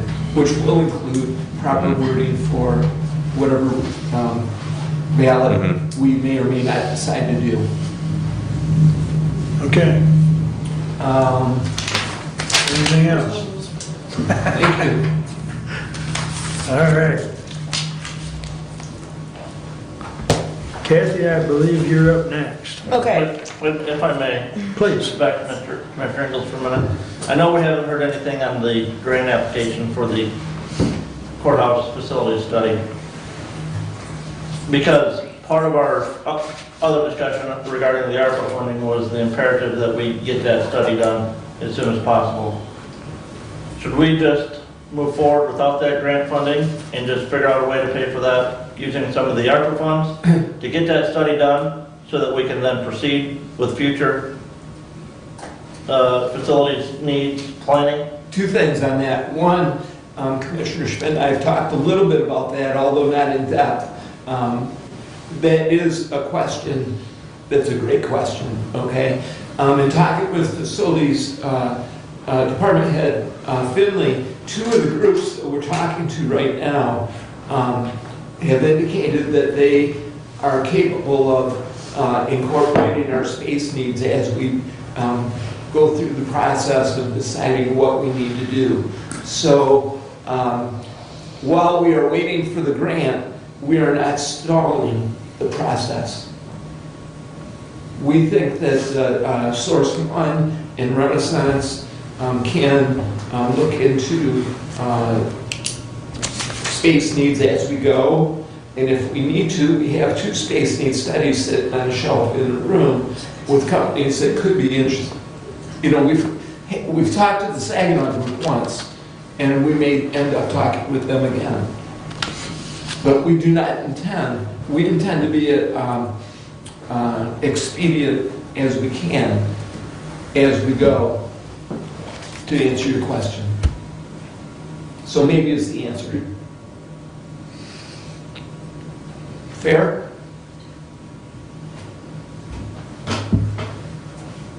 Okay. Anything else? Kathy? All right, as you see, resolution 22-031, I'm gonna not move on that for, at this point until after Derek speaks about the 401k plan that we have and some issues that have come up. The process is that every so often you do an amendment to the plan to keep it updated with current government regulations, and that's kind of what was the initiation of this process. And in doing that, between reading those elections and working on the employee handbook, we think we have some conflicts. And so what we're trying to do is iron out those conflicts, and so Derek is going to speak on those. So I think you all have the plan, but I made a couple of copies with some notes in them. And there's three main sections that potentially need addressed. The first one is on page 3, the covered employee classification section. I talked to Roland Ishmael from Mission Square, and I kind of mentioned that the employment classifications don't necessarily fit our county like a glove per se. And I asked her if we could define them ourselves. And she said yes, that we could select the other employees box, type in see attachment there, and write the groups up ourselves. So I've done that, and on the very last page of the document is just a quick little page that says covered employee positions by the Mission Square 401A plan. And I've listed out 1, 2, 3, 4, 5 groups that I believe would implement all the employees we would want to implement. But I do want you to make sure I'm not missing anything there. We have some part-time youth homeless, some other part-time employees that are not listed here, Derek. Are we? So generally speaking, any part-time employee that is not part of one of our unions does not get retirement benefits. And that's what current practice is. I know maybe what current practice is, that wasn't necessarily what the current plan arrangement says, so. What do you mean by plan arrangement? The current election said all employees. Right, that's what I'm trying to change. We're So it trying doesn't to say- make the plan, we're trying to make the correct, I don't know when these elections were last changed. This plan was set up 30 years ago. And I don't know, and this is not the first plan amendment adoption that's been done. So as to how diligently these questions were asked, I have no idea. I know they're being asked this time. So what we're trying to do is to get the plan adoption to coincide with what current practice is and what the employee handbook is. And knowing that this whole process is time sensitive at this point because this needs to be submitted by the 15th of this month. So knowing that, I think we need to make our best changes, and if we're not 100% happy with those, we will follow up on those after the 15th as to what we can do. So my only goal was to create a covered employee list of the employees we want covered by the 401A plan. So, you know, before it said all employees, but the sheriff's department's not covered by this and they're county employees, so we don't want to show them on the list. That was my intention. So, Derek, my question is, we state all full-time employees under various categories. What definition are we using of full-time? Because there's a definition under the Unaffordable Care Act, there's a definition under labor law, so what definition? If you read the section V, it says the group specified must correspond to a group of the same designation that is defined in the statutes, ordinance, rules, regulations, personnel manuals, and other material in effect in the state and locality of the employer. So I think whatever we've commonly considered full-time in our employee manuals and labor agreements would be what would constitute full-time in terms of covered employees. So, the employee handbook that we just approved classifies full-time as anybody who regularly is scheduled to work 30 hours or more per week. So, and I'm comfortable with that, whatever we define that as. I just want to make sure that we have a common definition that applies to everybody as to what full-time and part-time is. Yeah, and I think we do. For Okay. the most part. Okay. Thank you.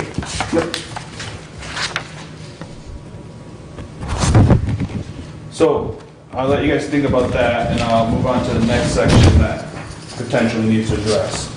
On page 4, under the top section, period of service required for participation. Now, the employee handbook that was passed says that in order to participate, you need 800 hours of service. So I believe in this plan we need to designate something that corresponds to our employee manual. If you don't designate something, then new hires would be set to go into the retirement plan upon the hire date, which you could also do, but I think then you would want to go back and adjust your employee manual to correspond to that. The other thing, when you read this, it says the period of service selected by the employer shall apply to all employees with the covered employment classification. So to me, that makes it difficult to have a different period of service requirement for different groups of employees. So I've put in 800 hours because that's what the employee manual says. And our current practice, or past practice, has been 800 hours except for electeds. And I believe GELC might have been 700 hours in the past, too. But yes, that has been our practice. Now, the other thing that I'm not positive about here is this document wants the designation in terms of months, not hours. I'm hoping we can make it hours. If we have to make it months, then that equates to 5 months.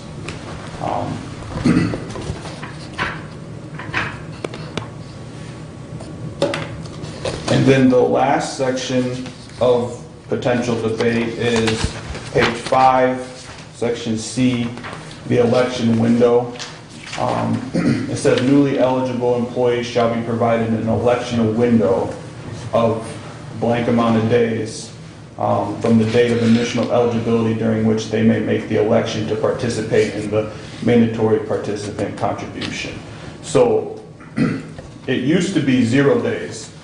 And so that meant by the first of the next month that they became eligible, and they had to have made their elections by then.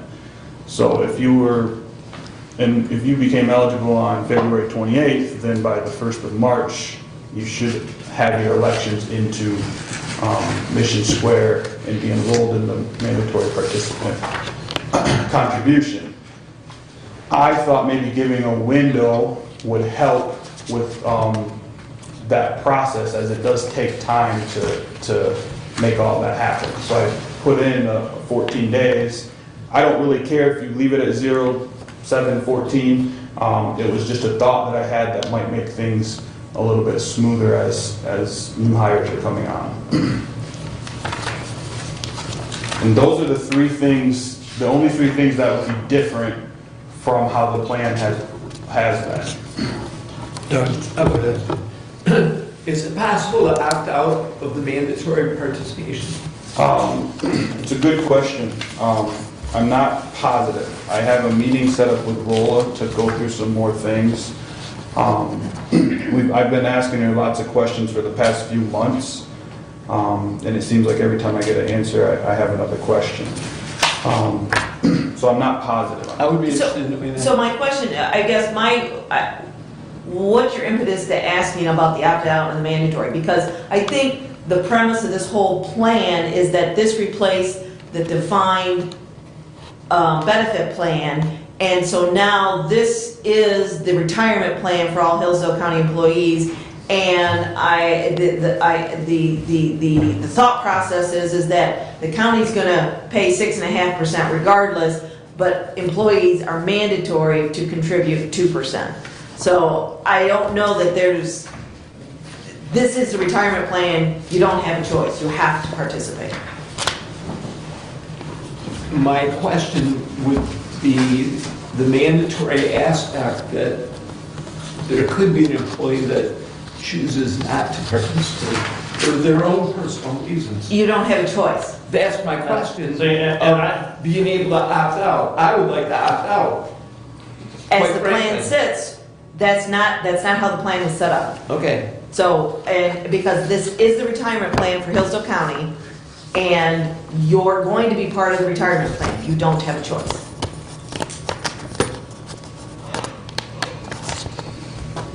That's always been my understanding of the plan. It's been explained to me that way as well, but I did want to ask the question, can we opt out? Right. No, because that's not the way the plan's set up. Right. I think part of the reason for the mandatory... I think we need that answer from... I'll ask that question. But I think part of the reason for the mandatory contribution is the more employees enrolled in the plan, the more leverage we have for rate structures and negotiations with Mission Square. And I'm guessing when they set it up, it was like, hey, we'll put everyone in the plan, and you'll give us this rate because we are making sure that's happening. If you start pulling assets away from the plan, you might see rates start to go up. Understood.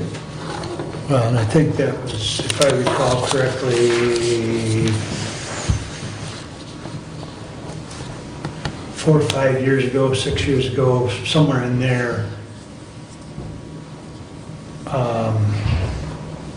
we basically closed the nationwide plan, which some employees were grandfathered into because we used to offer a 457, which there is a 457 offered now through ICMA, but to get a better rate, to Derek's point, we did that, so ICMA is kind of like the only game in town.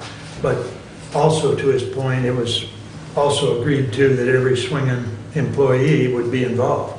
It's all about the better rate. I guess my concern about not acting on this today is that March 15th timeline. Yeah, and I did talk to Rolla, and she said we can always change it later at any time, but we do need an updated plan to them by the 15th. So theoretically, you could adopt everything as it was prior, and then come back to it and address it later. But some of the changes, I think, specifically the employee classification one, is one we should make now. Well, I personally don't have any problem with the 3 suggested changes. I think they're in line with, what we've done with the employee handbook. And so personally, I'm okay with the 3 changes, but I do think we've got to do something with this today because of that March 15th. And I believe you and Rolla and Kathy have a conference call tomorrow? Thursday, Thursday? I believe, the 10th. At noon, but it's yes. in person. It is In person. here. Yep. Okay. Yes. Okay. So you're welcome to come to that. Yeah, I did check my calendar, but I think I'm already committed to something else that day, but If you can't, maybe Commissioner Leininger wants to. It's up to you guys, but I think the budget committee could take care of that. If you don't I'm gonna have be a there. conflict. And, go ahead. that's all I got. I have no problem with 3 changes. My concern is that if you change the period of service to 800 hours, when I've been involved with audits of 401k plans, there's usually, it's usually an hour situation. The plan I did was you had to have 1 year of service and or a certain number of hours. So there was a combination of the 2. So usually an 800 hours would work, and it would be, you would be in the plan the month following attaining the 800 hours. So which we can get clarification with Rolla on that and see if we can keep the 800 hours and not go with months. My other concern is that if this is the election, then all employees of the county would be that way, including the electeds. And county commissioners, are we full-time employees? And so you would just assume 8 hours a day, and then you're in after 800 hours? Yeah. Or how would that? We might want to specify county commissioners in the employee classification list. Yeah, we're salaried, so we'd fall. Oh, yeah, under that's that. true. We'd fall under And I that. had the same clarification, and I kind of worked that through my mind, and we're salaried. We're salaried, so we just assume 8 hours a day, and so instead of entering day 1, we would wait. We have to be cautious with that, though, however, because of the vesting requirement, because elected officials' terms are for a fixed amount of time. So if we have a waiting period for those elected officials, with a 4-year term, they will not vest.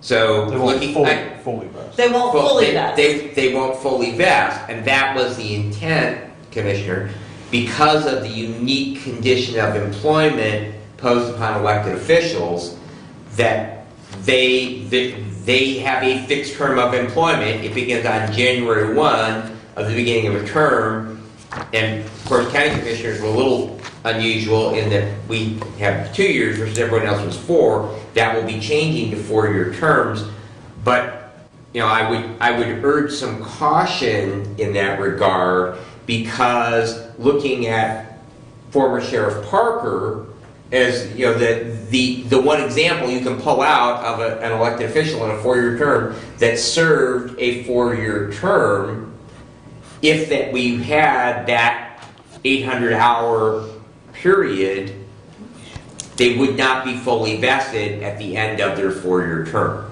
And I believe that was the intent of beginning on day 1. Well, in Sheriff Parker's situation, did he not leave before his 4 years were up? But even if he had served just a 4 year, Right. even if Still he had elected for finished, I'm sorry, what? He was still elected for 4. Right. But he left early.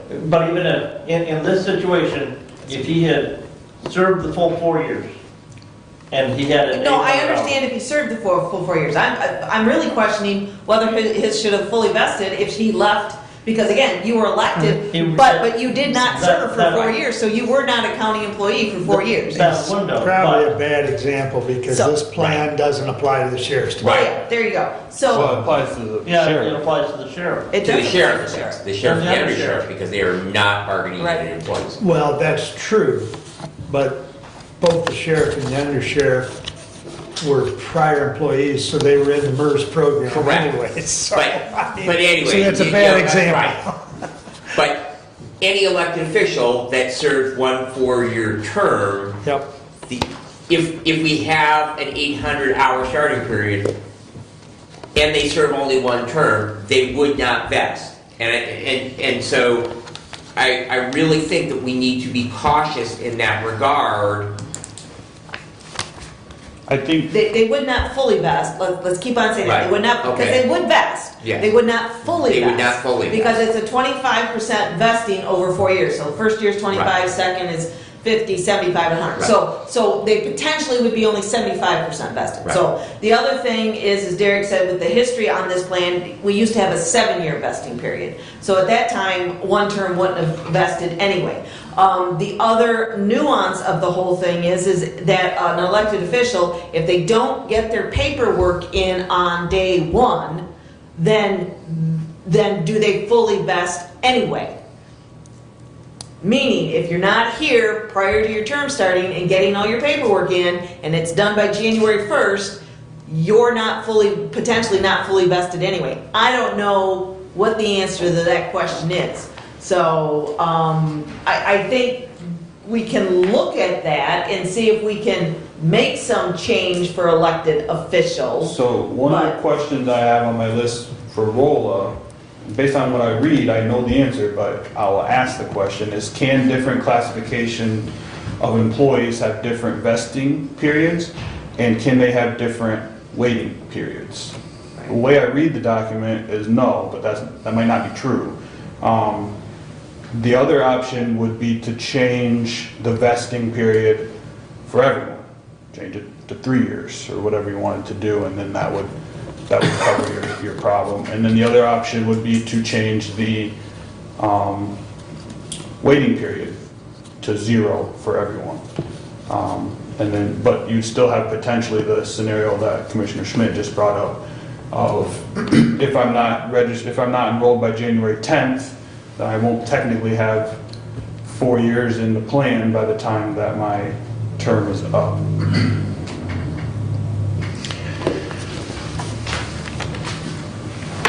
You know, you had indicated you thought it'd be I don't like the 800 hours, I don't like the 5 months, I like the eligibility right away. Right. We all know that, right, okay? right.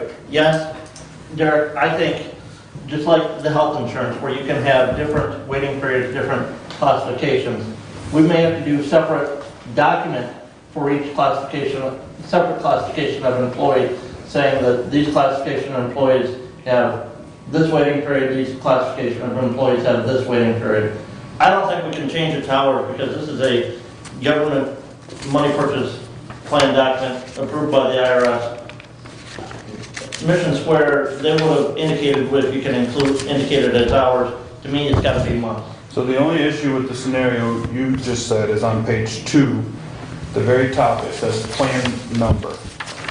Every employee in our 401 is enrolled in that plan number. I don't know if you can have more than one document for a plan number.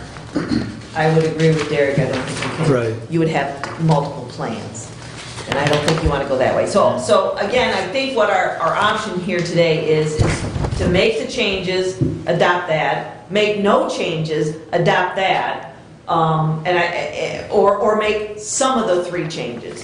Those are our options because we do have to adopt something to move this process forward.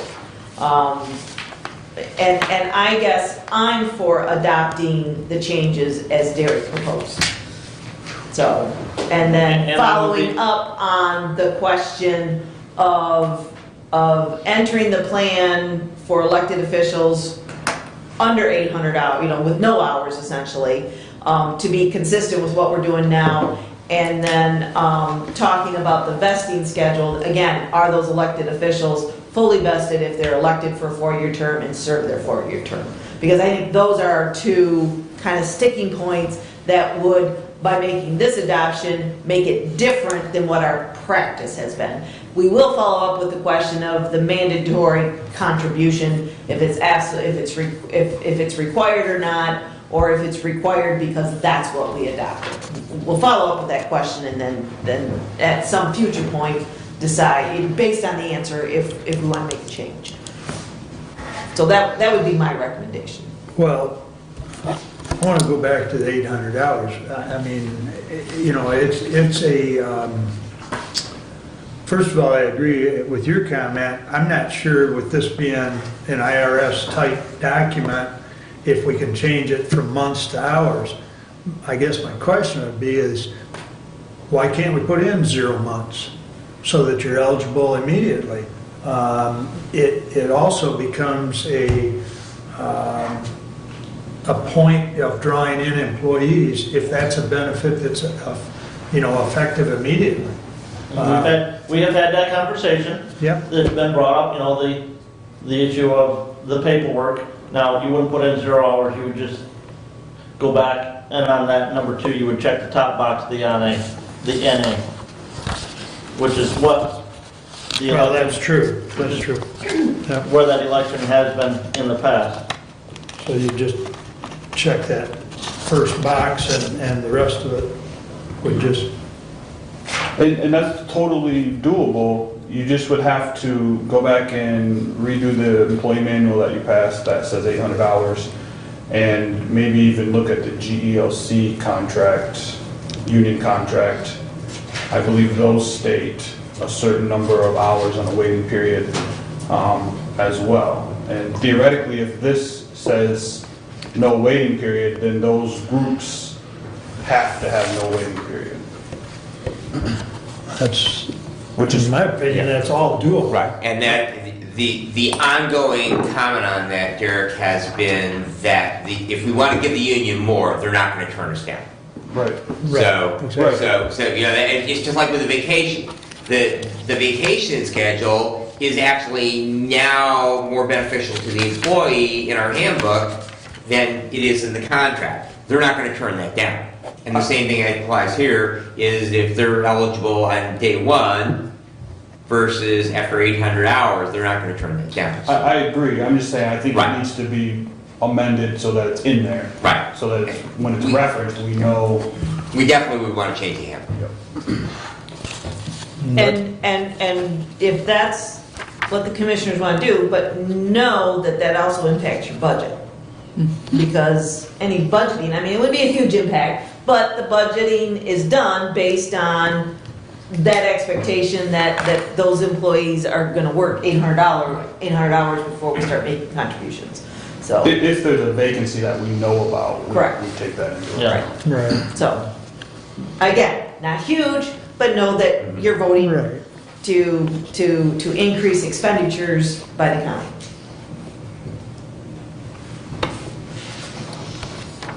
So what's the thoughts? Do we take that under consideration for, well, basically just checking that first block so it's non-applicable? or- Well, I'll make a motion to that effect, and then we can, Okay, so, moved and supported. Okay, back up. You guys drive me nuts sometimes. I do my best. I know you do. Do you have to read the resolution first? Well, no, No, because it's not a change to the resolution, it's a change to the document. So, I mean, what we were presented the first time was the NA. Right. You didn't want to talk about it. I'm more willing to talk about anything. You want to? What do you think, want to make it 18? I would certainly do that. I don't think anybody under 18 can enter into a legal document of this type. Yeah, And- so I think that's a moot point. No, but I think we need to specify it because it's not specified. Oh, you're talking about number 3? Yeah.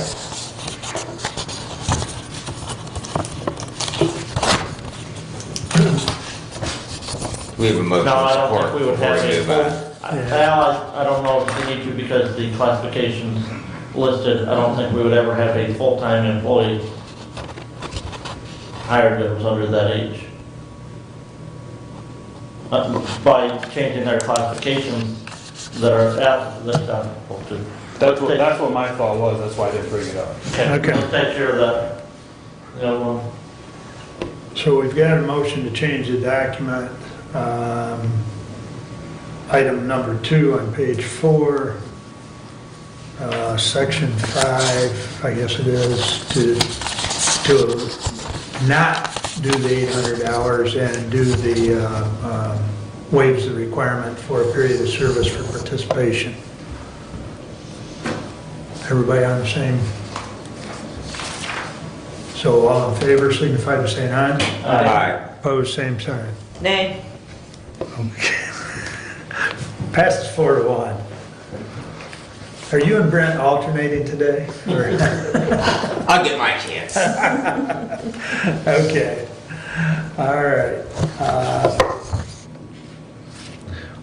So, with that change, the document that Derek has brought us with the other 2 changes,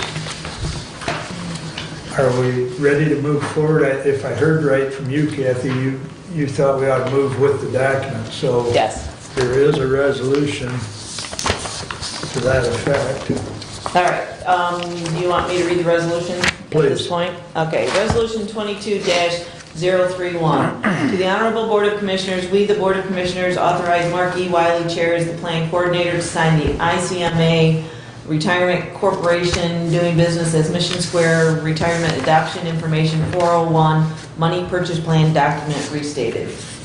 Respectfully submitted, Mark E. Wiley / Kathleen. There you go. There you go. Moved and supported. Any further discussion? And just for clarification, Commissioner Smith, this was last updated May 2019. Thank you. Okay. So we do this by roll call just because it's a reasonably expensive document we're agreeing to. We can do that. Commissioner Leininger, Yes. Commissioner Ingalls. Yes. Commissioner Schmidt, Yes. Commissioner Wiley, Yes, Commissioner Benzine. Yes. I believe it passes 5-0. Thank Thank you. Okay. All right. May, Kathy, Yeah. what? can I get a signed, are you going to take care of getting it signed by Commissioner Wiley? Yeah, I want to print a fresh one. Okay, I'll bring it up before the meeting's over. okay. Derek, does that have to be signed online? No, Okay, because I thought in it can be submitted, this, it can be submitted online. it can be submitted, but it's the, okay, all right, that's what I wanted to make sure of. Okay, very good. Kathy, while we've still got Derek. Yep. If we could go over the OPEB and then he can go back. Sure. Just so that all the Yep. commissioners understand, and I know,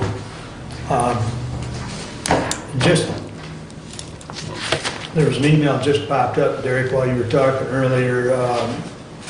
Marnie replied that the 15th, she can make it work in the morning, around 10 a.m. Marnie Daggett, that is, with MERS. Because I'll let you explain the OPEB.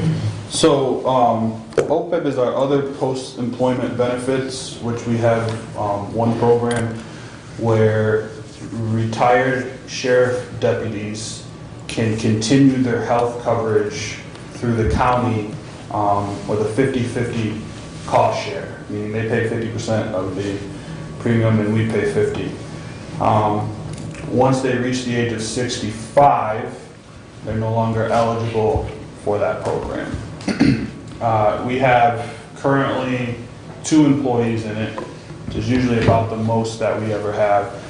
We've always paid as you go, meaning we pay for whatever the premiums are in that given year, rather than funding a trust to pay those premiums out of. When the state of Michigan started overhauling retirement plans and OPEB plans, they did retirement first and then they came back and picked up OPEB and set a couple standards for funding levels. One was that you had to fund your OPEB at 40% level of the liability, and one, or that all your retirement health systems combined be less than 12% of annual governmental fund revenues. So when those came out, we were good, because our health system is only 1.3% of our annual governmental fund revenue, so we're well under that 12%. But then there's kind of another caveat added in there, that you had to fund the normal cost of the OPEB in a given year, as determined by the actuary of the program, which we contract with a company called Watkins Ross to do our OPEB actuary. Last year, our normal cost was right around $6,000. We obviously didn't fund that because we don't have a trust in place. So that triggered us as underfunded, even though by the 2 main criteria, we're not underfunded. The state sent us a letter, said, expect to receive something down the road, asking you for a corrective action plan. We got that letter early February, late January, and it says, okay, you're underfunded, you need to come up with a plan to, it's interesting because the plan says you need to come up with a plan to either be 40% funded or have less than 12% of annual governmental fund revenues. We already have less than 12% annual governmental fund revenues. So I asked our auditors, and they said they're requiring you to start a trust. If you're going to have the OPEB, you have to start a trust. So I started doing some research on that. And just to back up a step, we did try, Commissioner Wiley tried to negotiate with the Sheriff's Union multiple times to remove the OPEB benefit that they have, and offered a few things in place of it. And every counter that they made was significantly more than what OPEB cost us. So it didn't seem to have a lot of merit to actually do it. We still have time if that's something we wanted to broach, but we only have until about the middle of July to submit our corrective action plan. So if our corrective action plan was we're going to get rid of OPEB, and we'd have to have supporting documents on how we're going to do that. Otherwise, our corrective action plan needs to be we're going to open a trust, and we're going to fund it at X level. So Commissioner Wiley and I have a meeting with Marnie Daggett from MERS to talk about what opening a trust through them entails. I've also had conversations with about 4 other firms that are capable of doing an OPEB trust for us. The main requirement I got from them was we have to hire a lawyer to write the trust for us before they really get involved. MERS doesn't have that requirement. They've already written the trust. They would have everything just that needs to be adopted by the board. So that's kind of the gist of where we're at. We'll know more once we talk to MERS in that meeting. So it's really going to be up to the board whether we want to move forward with the trust or if we want to push harder to get rid of OPEB. And And there's no way to push hard and tell the state that we're below the 12% on the, I asked our auditors, I don't know another avenue. I can reach out to the state treasury and see what they say. But it's pretty clear on their form 5572 that if you don't contribute normal costs to a trust, then you're underfunded. And that's the sole thing that triggered it. So how much do we have to put in this trust? That's my question. Well, it says you have to be 40% funded. So if that's our goal, then you're talking about $400,000-ish over the course of 20 years. But then again, I don't know if we can push back and say, okay, we've opened the trust and our retirement health systems total is less than 12% of the benefits. We just contribute the normal cost to the trust, which, like I say, last year it was $6,000. It might be even less next year because we've actually lowered our liability in OPEB, because I worked with Watkins Ross to go over some of the assumptions they were using, and they agreed that they were using some assumptions that were probably not accurate in terms of participation rate in OPEB and things like that. So we've lowered it substantially. I don't have the figures off the top of my head. I know one of the things that, in one of our conversations, we were basically talking about putting in to the trust what our annual expense or our average annual expense had been, which is around that $6,000. But go ahead. It sounds to me that, we're going to need a trust attorney to draft a document if we're going to open a trust. unless we go with. Unless we go with MERS. MERS is all set up for this. So I guess then we need to satisfy the question, and I think that that's a legal question, and so probably need somebody that's versed in trust law. If we can simply do what we're doing, we set the trust up, we sign the document with MERS, we set the trust up, and we just continue to contribute whatever.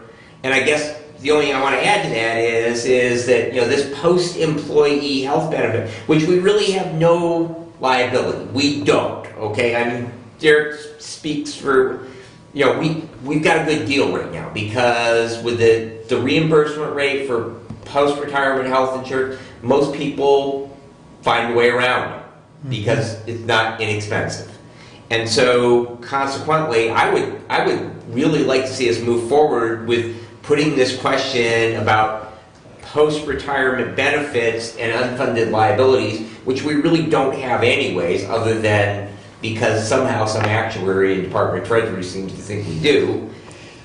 I would like us to get that question answered if we can, sign a document, open a trust with MERS, contribute what we've been contributing, and we can check that box off so that we don't have to keep discussing what really isn't an unfunded post-retirement benefit, because we really don't have one, but it keeps coming up that we do. Right. Well, but on that, you're gonna double your contribution, because we're gonna have to pay our annual $6,000 roughly cost, plus making an additional contribution to that trust fund of that equal amount. I think what Commissioner Benzing is saying, we don't pay the additional.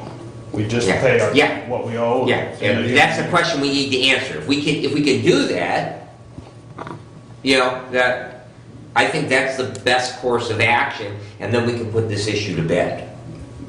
I agree. Well, and I think that, Kathy, are you available on the 15th? Because what we had talked about was doing a Zoom meeting, I believe. Mm-hmm. And then I think in Marnie's email, I think she mentioned Zoom. So Derek can respond to her and get it set up for the 15th. So, 15th wasn't my best day, but yes. Because I'd like the budget chair to be part of that. Yeah, I saw that. Okay. So, yeah.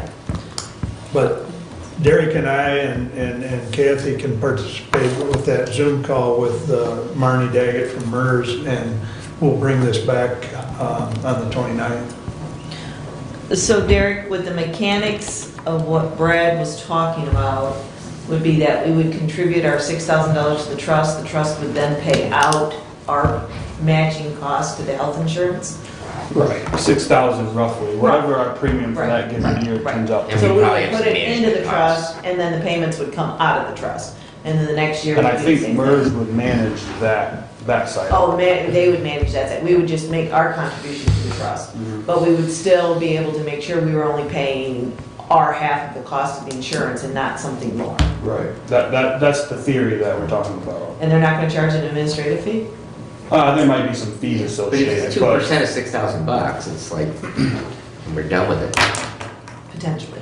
Well, Okay. that's if a the good state que- accepts that, my fear is that they will make us fund it at 40%. Even though their own requirements have the other option of the less than 12% of annual governmental revenue, so that is the question that needs answered. Yeah, but that's gotta be asked of Treasury. Or maybe someone who's dealt with a lot of these, because I imagine there's a lot of entities that have, So MERS might be able to they answer might that have some question as insight, well. or Okay, a okay. lawyer might have some insight. Okay. All right. Well, part of the reason for bringing that up is because I know that's been a little behind the scenes, but I wanted everybody to have a full understanding of where we're at on that subject. And so we'll have a meeting with Marnie Daggett, and then we'll bring it back to you on the 29th. And, yes, One more thing before you go. I just wanted you to, I don't know if you know this, in this whole 401k restatement and reaching out to Mission Square, we wanted Rolla to reach out to our employees and have more input and have more meetings. And she did set up, I don't remember the dates and times. She's setting up meetings for the 10th in this room. So if an employee wants to meet with Rolla, she will be here all day. And if you don't know how to contact her and set up an appointment, contact me and I'll help you. And the goal is that she's here more often. She kind of said with COVID, she didn't come around much, but she's hoping to be here. I want her to be here at least quarterly, so. March 10th. Yep, as in Thursday. So. The other thing we talked about was having potential like educational seminars where we talk about, the difference between the 401A, the 457B, and the Roth IRA, when and why you might contribute to one or over the other, so that employees know why they're putting their money where they're putting it. Ed, And go ahead. over there, mentioned the 401A, there was a question that came up regarding the employee's contribution being post-tax, the county's contribution being pre-tax.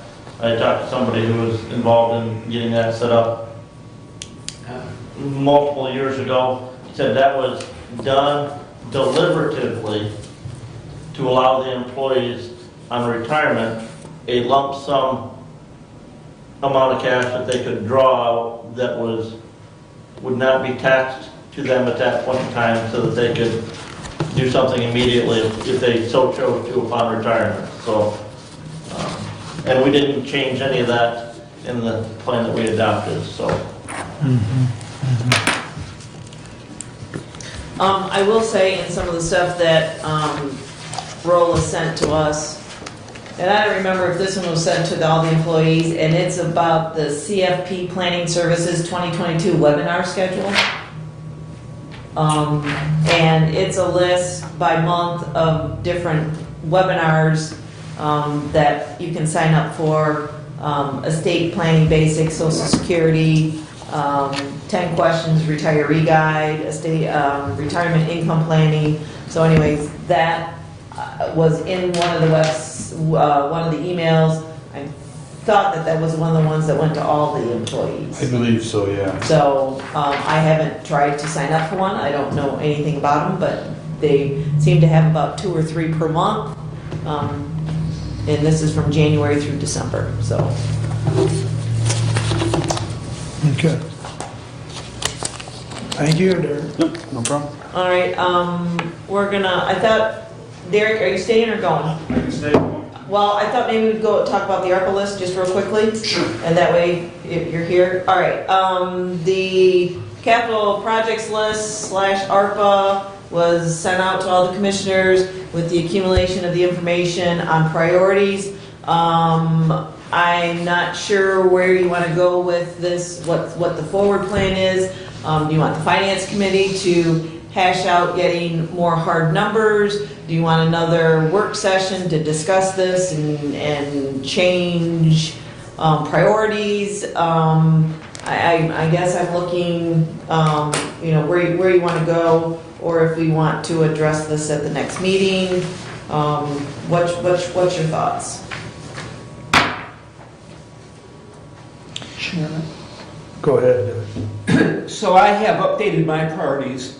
I don't know that that's been incorporated yet. Correct. My suggestion would be to, for commissioners we've had a chance to ponder and process to see if your own list needs a little tweaking, but I would suggest a work session to whittle it down. I went through the top, I think it was 20 as listed, and found about $8 million on the top 20. You know? Right. And so I think to whittle it down and eliminate, and begin the process of coming into focus. Well, and because I will say that the 800 megahertz, the $13 million has been taken off the list, and I think, I can't remember, was it either 400 or did we change it to 300,000 for the bonding fees? I believe we put in 250. 250, okay, I'm not finding it right away. So anyways, the 250 is in here, the 13 million, approximately 13 million is out, and the total comes down to, 9.2 million, knowing that, again, those weren't any hard numbers, and there are potentially some stuff on there that has no numbers. One of my thoughts, and I don't have a problem having another work session, I just don't know the timing. Would the timing be more correct after we have some information back from your two companies as to what the renovation of the outside of the courthouse would be? Do we kind of wait to that? Because I think by looking at this, we all know the renovation of the courthouse and solving and deciding what making the decision on how to go forward with the annex is kind of ends up high on this list. I mean, it's kind of those top things. I anticipate hearing some numbers by the end of this week. Okay, so I'm thinking maybe at the next meeting, set another work session at that meeting then. Does that work for everybody? Yes. Yes? Next meeting, that's when, isn't that The when 29th. that we already have? Well, we're not doing a work session. That will set the date for a work session subsequent to that. Okay, thank you, Yes, thank you. yes. Okay, that's You kind have of. any calendar concerned? Well, my calendar's already concerned, but that's all right. I just need to survive until after the 15th of April, but that's my issues. Okay, so I think if you have no other questions on that list, I think we're good then. Thank you, Derek. All right, the next thing I have would be the email I sent out to you regarding the sheriff's department and his purchasing of the 800 megahertz radios. I'll read his letter. Dated March 7th. Commissioners, the Sheriff's Office applied and received a grant through Mike Shirkey's office for $210,000 for the purchase of 800 megahertz radios. This was a time-sensitive grant that needed to be in before I could get 3 quotes or bids. I was able to obtain quotes from 2 suppliers, Harris and Motorola. You will find attached the quotes. We went with Harris radios due to them being the least expensive. Motorola's bid came in at about $307,000. Signed, Scott B. Hodshire, Sheriff. I attached that letter to my email I sent out last night in addition to the 2 quotes, noting the first quote was for $209,733 from AMK Services for Harris radios. 20 units, my understanding is 20 units in the car and then 20 units on the belt. So when you look at the Motorola quotes, it looks like there were 2 quotes, again, for 20 radios, but that's because there's one in the car and one on the belt. Because when I read it, I was confused, and we did get that clarification. I think I included in that email the sheriff's clarification of that issue. So I am submitting that to the Board of Commissioners as notification of what the sheriff did. Any questions? I have a question. What was the date on the quotes? I think it was a March 8th, 21, and a 5, The quote Of date 21. on the AMK services is 3/8 of 21, and the quote date on Motorola is 2/12 of 21.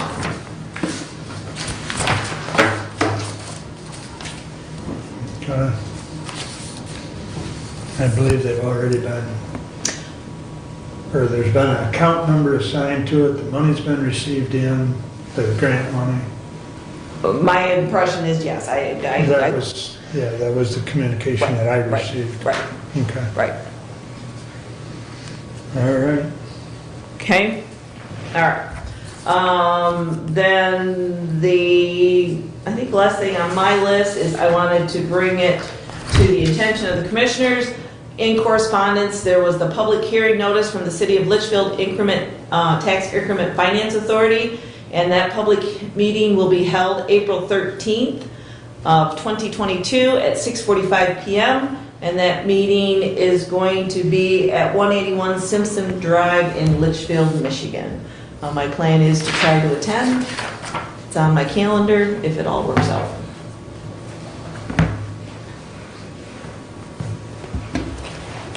Any questions? I think that's all I have. You and I talked about, and I just see it finally popped up for me. He did send me an email, the gentleman from Ranger Power. Yes. You've got a meeting, there's Right, solar oh. projects. Right, solar power, Toby Valentino from Ranger Power sent me an email. They are putting in, I don't know what size, my understanding is it's a larger size solar project in Fayette and Allen Townships. And Toby Valentino reached out to me and Mark, because Allen is in Mark's district, Fayette is in my district, to sit down and discuss it if we had any questions. And that meeting I'm having with him. 1 o'clock on the 14th, which Okay. I will be at Bryan, Ohio at the OMI meeting, so Kathy will be at that solar meeting. Right, it'll be 11:30, but yes. 11:30, And whatever. that'll be here in the Cobb Building. I'm interested in knowing how that project's gonna work when it comes on, and the taxation of it are kind of what I'm interested in finding out, so. I would also be interested if you would ask of what the average rent per acre is being paid for that. I know that's a constant topic of discussion. Better than corn. Well, gross revenue, probably not this year. Wheat maybe, and you made No, that no. decision last fall. No, not necessarily. Not if you've seen the price of wheat lately. For gross.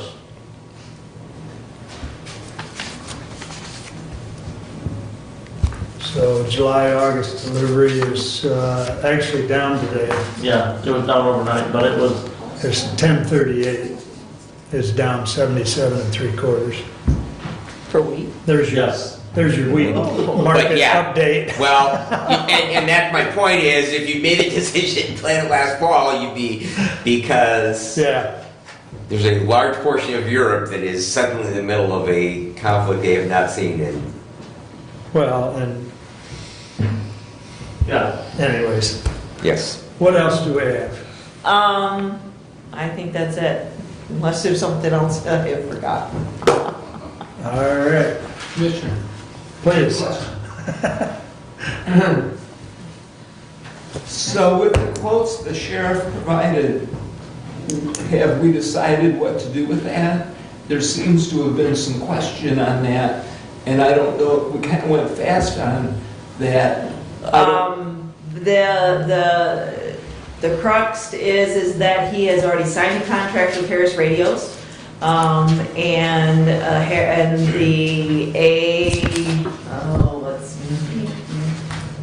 whoever's providing those radios, they've already submitted the first bill on that, which is for half the contract.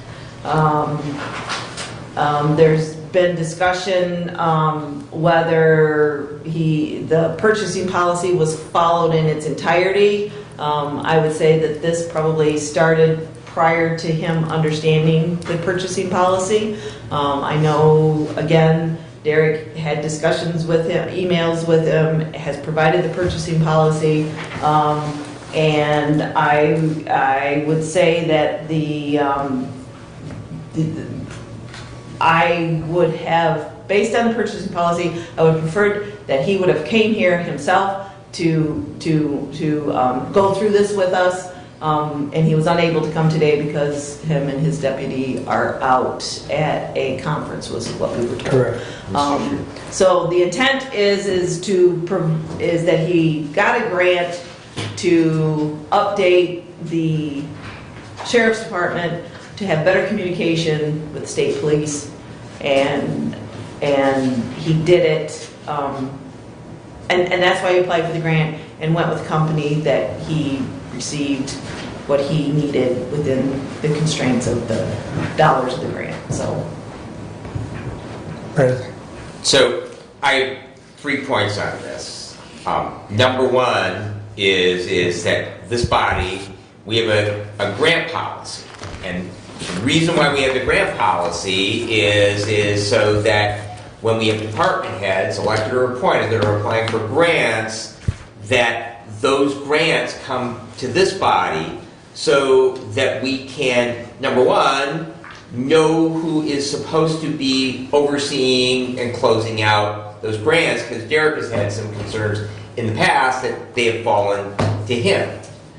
And I know that when the sheriff was applying for this grant, the discussion was, well, there's no match, so I have no need to come before the body. That's not what the grant policy says. The grant policy says, doesn't say if there's a match or not. It says if you're applying for a grant, you need to come before the Board of Commissioners for us to sign off, to have all that information in regards to applying for a grant. So that grant policy wasn't followed.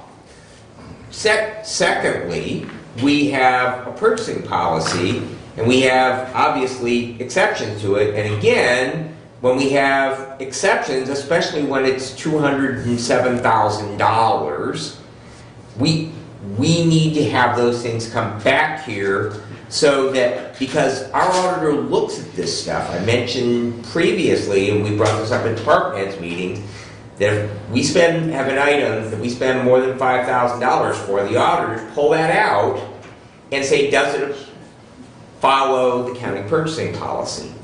Our county purchasing policy, I think the threshold is actually $7,500 or around $7,000. So the $5,000, but that's their benchmark, the auditor's benchmark. So if it's less than the threshold, it wouldn't apply. They would have followed it because it doesn't apply. But if it's over $7,000, but then there's also a sealed bid process if it's over $23,000. And I don't know if those things were followed. And we certainly did not have the information to see that policy on a very substantial purchase. But I have 3 components to this. The other is, these quotes were asked for back in February, March of 2021. Budget proposals were due October-ish, and we passed a budget in December. And I know we had some issues with the state chart of accounts and getting that all set, but there is nothing that I've been able to find that the sheriff submitted this. So this was an expenditure. The sheriff agreed to an expenditure, to expend money without a budget appropriation, which you can't spend money unless the legislative body appropriates it. And that decision to expend that money that signature on that contract was done before there was a budget appropriation. So you know, there's three components here, and you know, I don't want to hang anybody out to dry because there's other department heads that don't necessarily follow purchasing policy. But if we're going to have policies, that's all I ask for from anything, whether laws, ordinances, rules, that if we're going to have them, number one, everybody follows them, and if they don't follow them, then everybody who doesn't follow them gets called out on not following, and there needs to be consequences so it doesn't continue to happen. Or we get rid of the policy. And I don't like rules. I'm very anti-authoritarian. If we're not going to follow rules, then let's just get rid of the rules, and then we don't have to worry about it. And I just wanted to bring out those 3 points, because it's $207,000. So, a couple comments. Kathy and I have talked that the budget committee would review that purchase policy because there seems to be a couple vague areas or gray areas, if you will. And so, this is her busy time, so. Understood. The budget committee, at least in my conversation with Kathy, will review that and bring it back to us for revision somewhere in the June timeframe to clear up those gray areas, to preclude some of this. The other thing, I know in conversation with her, she handed the sheriff the Purchasing policy. purchasing policy, thank you, after the Christmas party. So a lot of this action was taking place prior to him seeing the physical purchase policy. I'll try to next time I get pulled over. Right. But to that point, I had a meeting, and I think I told you I was meeting with Nikki last Friday, and so on the internal page, and she was hoping to get it launched. I haven't checked since, because I found out also we can't get on the internal page with these gizmos because of the security. So, but we can on the one in the office. But there is a tab now for policies that are passed by resolution, which this would fall under. And they're in there by alphabetical order, and they're also by resolution number and by date. But I thought that, and in discussion with her, alphabetical order makes it easier to find what you're looking for. So no one, elected or department head, can say they don't know about the policy going forward, because right there it is. So, not that that changes anything you said, I'm just elaborating. So that being said, the policy initially was January 25th, 1994, amended on September 27 of 16. The policy is not a new policy, and this is, I understand, what we're working off of. And there are several points here of the policy. One is that over $23,000 we do a sealed bid.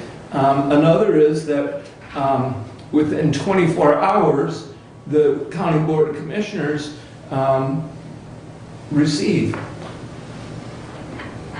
Well, and that's why it needs to be revised too, And because my there's some concern- areas that aren't even being, My concern is that our policy is countywide.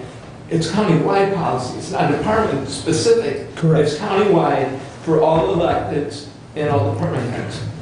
Commissioner, if I may, Please. and Commissioner Benzing, I share some of your concerns. I will tell you, the Budget Committee did know that the sheriff had asked for this money from the state legislature. In the budgeting process, we knew that. The problem was, as far as the budgeting aspect of this, and this is something that I think needs to be addressed yet, is because we were in the process of BSNA changing over our chart of accounts to match the new state chart of accounts ledger, we could not create a new special revenue budget for the receipt of these allocated funds from the state legislature or the expenditure of these funds from the state legislature. My concern is that we can't spend anything yet because even though that account has been created yet, we as a body have not approved that budget. So nothing can be approved for payment on those funds yet. We can receive them because the state's going to send them. The state probably already has sent them. Already. Okay? Yeah. But we can't spend that until we have a budget resolution amending our special revenue fund budgets until that aspect is done. And I agree to that. And I know everybody wants to call this a grant.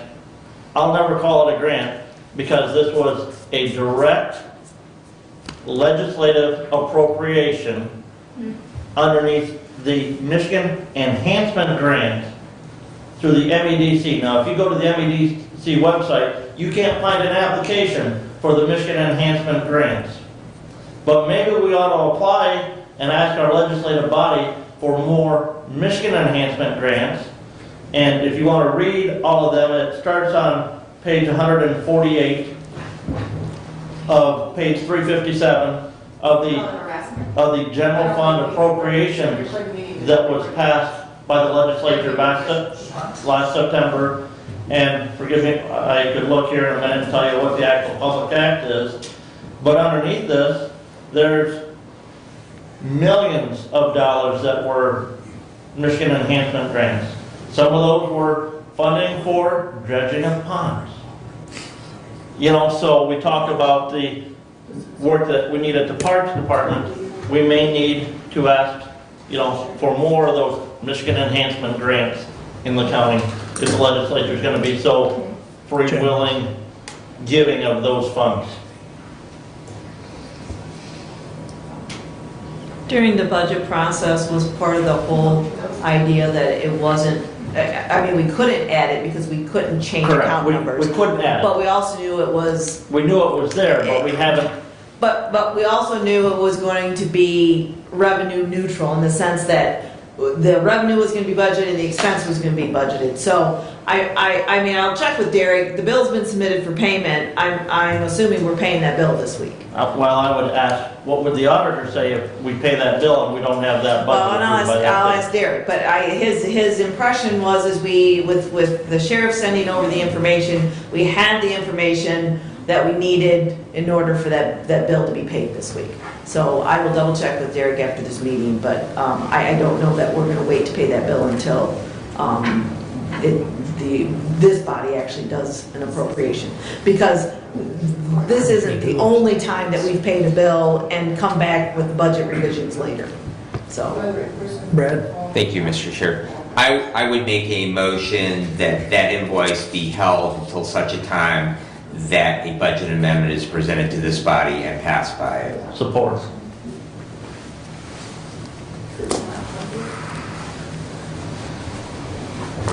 Oh, can you run that by me again? That the invoice Be held. to Harris Radio, for the Harris radios, be withheld for payment until such a time that a budget amendment is presented and passed by the Hillsdale County Board of Commissioners. Thank you.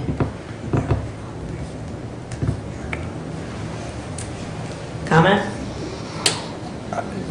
I have You've comment. looked at the invoice. I've looked at it. May I make a comment? Please. That's my question. Please. Okay, we have not done this, this is not how we've handled these kind of things in the past. This is not an expenditure this is not an expenditure that we were unaware of. We were all aware of it. I think we were all expecting the sheriff to come through to one of these meetings and have a discussion, or at least send us the paperwork prior to seeing the bill. I would agree with that. But this is not an expenditure that we were not expecting, and this is not a path that we were not expecting. And so I don't think we should, at this, again, this is about monies that the county received to improve our public safety via the sheriff. And I don't, and my feeling is we pay this bill and move this forward and not get hung up in the minutia of this particular situation. And I would question whether or not if we don't get that money paid, and you've seen the invoice does that, I guess where I'm going is the time sensitivity of it, because if we don't do anything until the 29th, we're another 3-4 weeks down the road, or 3 weeks. Correct. And I don't know the answer to that question. Right. And I don't see why the county should pay more money for something that we were all aware was coming. We just don't care for how it was handled. So, and it's not like the money was misappropriated. It's not like they did something that wasn't fully communicated as to what the process, where they were heading. This isn't new information. This just, they didn't come to this board in person prior to the bill showing up. And if you read the purchasing policy, I hate to go down this path, but if you read the purchasing policy, elected officials shall determine to who the bid shall be awarded or rejected or reject all bids. And a copy of the bids will be submitted. A copy of all bids submitted and the accepted bid shall be forwarded to the county commission within 24 hours of the final decision. So the only thing the sheriff didn't do was send us a copy of those bids within 24 hours of who he decided to go with. That's the only thing he didn't do. This may say he actually doesn't have to show up here. He could just send us a letter and send us the bills. That may be the interpretation of that. So again, to say that he should have shown up here might be a little bit of a stretch of what the policy is. Well, and I remember the sheriff in his past times here and again, in the discussion with the budget committee, that he had asked for these funds from the legislature. And I know that. And we knew that my concern, and I'm not so concerned about the purchasing policy, I'm more concerned about the budgetary issue. And put your auditor hat on and say, you spent money out of this account before you had an approved budget for that account. That is my concern. Derek has indicated to both Kathy and I that he has all the information now in his possession to satisfy the auditors. He has said that. In respect to this issue. So that takes that out of the equation because he has all the information that he needs. And Derek's the one that deals with the auditors, so if he's okay with it, then I don't know why we shouldn't be. But further discussion on the motion on hand. Think we better do a roll call, Julie. Can you read it, please, one time? It's to hold the invoice to Harris Radio until the board receives a budget, until a budget is presented and passed to pay those. It should be a budget amendment, shouldn't it? Budget amendment, okay. I thought I had an amendment. Should, in that, right? Didn't you say budget amendment? Yeah. Yes. Because you're not actually a budget, excuse me. Budget Right, yeah. amendment is Okay. presented and passed.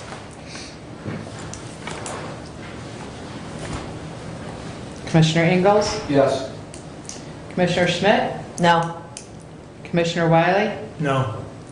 Commissioner Benzing? Yes. Commissioner Leininger? Yes. Motion passes 3-2. Please, the Budget Committee, would you please bring that amendment to the meeting on the 29th?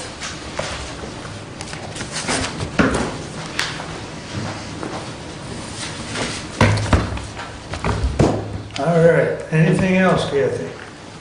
Nope, I'm good. All right, I'll read my first action item. To the Honorable Board of Commissioners, we recommend the following individual be reappointment on the Lifeways Board in the capacity of a member of the public. Ruth Brown, first appointed 5/22/18. Term of appointment, 3-year term commencing 4/1/22 and expiring 3/31/25. Respectfully submitted for adoption. Support. Moved and supported. Discussion.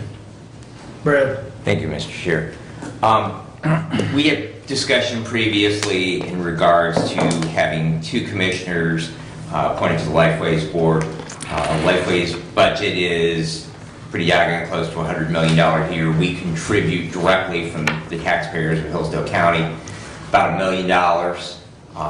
We have a $500,000 community mental health millage We also have a general fund appropriation, and we have a makeup payment that we make because both we and Jackson County underpaid our commitment under the Community Mental Health Act, and so we've been making that up for a number of years now. We have several years yet to go on that. I feel that it is important historically. We have had 2 commissioners. When I served on this body previously, we had 2 commissioners. Jackson County, I believe, had 2 commissioners as well.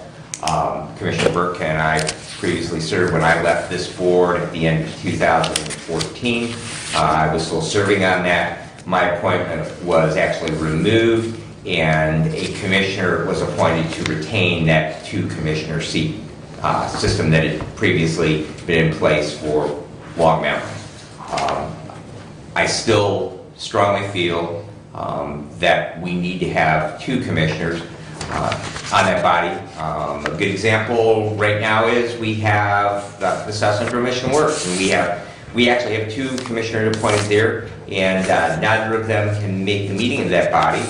And so if we have 1 commissioner, we are not represented at all if that 1 commissioner cannot be there. So having redundancy is good. I think that former Commissioner Brown has done an admirable job as far as representing the interests of the citizens of the county, both as a county commissioner and as a citizen representative. I admire strongly her advocacy for suicide prevention. That is, it is a huge, huge component that we in public safety, in public health deal with on a regular basis. We have a unique population in our veterans who are hugely at risk, and that we have experienced over and over and over again the tragedy of suicide within this community. I fully understand and appreciate, and there is nothing that would stop or curtail should she not be reappointed to that body for her efforts and actions and her advocacy for that very, very important cause. But again, I feel very, very strongly that we need to have 2 commissioners rather than 1. The question becomes who? Commissioner Wiley obviously is out because he already is on that body. We all have very, very busy schedules. We all have unique interests and needs as far as what we can do with the time that we have available. So I think that really, that's the second is to that is if we do not appoint former Commissioner Brown back to that body, is which of us, if we do decide to move forward. But I think that we really need to answer that question of if we are going to have a single commissioner or 2 commissioners. Thank you. Any other comments? Karen, did you want to comment? I'll allow if you wanted to since you've been on. Sure, thank you, Chairman Wiley, and I appreciate Commissioner Benzin's comments greatly. He was a wonderful board member when he served on the Lifeways Board. One thing I need to point out is that a county commissioner position is not a required position in terms of the board composition by the Mental Health Code, which outlines those positions required. In fact, a county commission position, it limits it to 2 commissioners because when you're not an authority, which we are, you're an agency, and an agency is another department of the county. You would expect that an agency, a community mental health agency, would have membership of county commissioners. That's why it is in the Mental Health Code, but that's also why it limits it to 2 members. Our current board is comprised of 1 former county commissioner, Bruce Caswell, who I think everybody could agree is a very good fiduciary, responsible person. And we have Mark Wiley and former Commissioner Brown. I must point out that when both counties passed the resolution to create Lifeways as an authority, they did appoint 2 county commissioners from each county. But I will tell you that one of each of those In Jackson was Jim Shotwell and was a secondary consumer. In Hillsdale was Ken Lotzenheiser, and he was a secondary consumer. They weren't appointed in the capacity of commissioner because that would have been a violation of the mental health code. So while they were commissioners, they were appointed as original board members, but they served in the capacity, which I report to the state every year, of the composition. Those positions that are required by the mental health code are consumers, and at the time that both county commissions approved Lifeways as an authority, they went one step farther than the required one primary consumer. They required that both counties designate a primary consumer. So you need a primary consumer, you need a secondary consumer, you need a person in the capacity of human services occupation, and a general public. Aside from that, they're saying no more than 2 county commissioners. So if 2 of you are in one of those other capacities, that's great, but you still can't have more than 2 county commissioners. But county commissioners are not required. They are not a required composition of the mental health code. Thank you for letting me speak. Thank you, Karen. Any other comments or questions? From our first conversation about this issue less than a year ago, and directly to your comments, Commissioner Benson, that you think that we need 2 county commissioners to serve on this body. I remind you that everybody who we appoint to any board is a representative of this body. Whether they're sitting members of this body or they're just appointed as a member to that board on our behalf. And so we have that authority in statute that we can remove somebody from a body if we so choose to down the road. I don't see that that's a necessary issue. In regards to your thought that because of the funding levels that Lifeways gets from this county that we need more say in their direct budgeting expenditure, I feel that smaller government is better. If we have an issue down the road with how Lifeways is spending their money, we can decide not to put to the voters the renewal of the Lifeways millage until we see some corrective action in Lifeways. I have no problem supporting Ruth Brown's appointment to the Lifeways board. I have personal family issues that would maybe qualify me as a consumer. Option of Lifeways, serve on this body, serve on the school board of Waldron, but it's not something I'm willing to do at this time. And I do appreciate those who are willing to take the time, and especially Ruth's advocacy for suicide prevention. Further comments? I have a comment. Please. I asked Derek this morning because I couldn't remember what our budget appropriation is for Lifeways. It's $274,000. And my opinion is that this board should have as much participation as possible. And I do support 2 commissioners as allowed. And the second commissioner could be designated to the rural general public as well. And that if Commissioner Benzing, with his experience on the Lifeways board, is available, I would support that as well. So to answer the question of who, that would be my answer. Further comments? I would just say that I believe that former Commissioner Caswell, I think, is going to be the chairman of that board going forward. That is correct. He was the prior finance chair when he was here. If anybody knows Commissioner Caswell, he makes every penny work for 2 pennies, I think. So So as for whether we have a second commissioner would truly make a difference on how that money is spent, I'm fully comfortable with those that are there making the right decision. So having a second commissioner, I don't think changes that.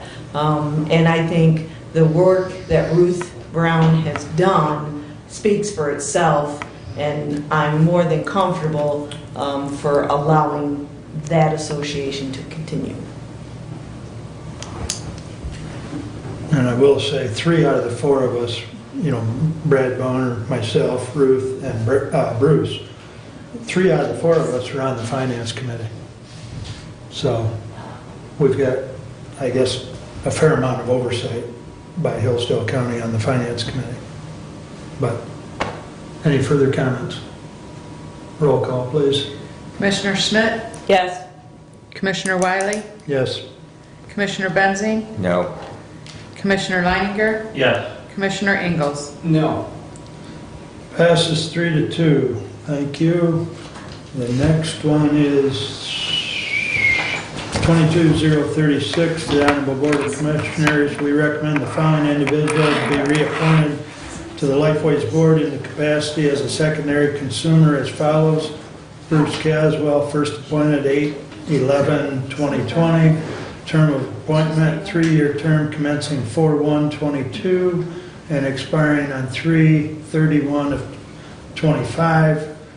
I respectfully submit for adoption. Support. Any discussion? All in favor signify by saying aye. Aye. Opposed, same sign. Passes 5-0, I believe.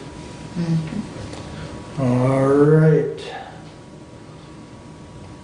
Brad already brought up the work session, which we've set for Mr. Thomas, the OPEB, medical care facility. I made myself a list. I just gotta get back to Terry Esterline's report today. Good morning. 0 resident cases of COVID-19 at the facility. 0 staff members off work related to COVID-19. COVID testing cadence will remain twice weekly until the CDC COVID-19 integrated county view reaches a low transmission rate. We received notice yesterday that we should no longer follow the MI Safe Start map when adjusting testing cadence, masking requirements, and other infection control protocols. The CDC integrated county view has Hillsdale COVID-19 positivity rate at 9.5%. Michigan Safe Start has Hillsdale rate at 6.1%. This seems to be a goalpost move. However, the county has reached the 10% benchmark on both measures.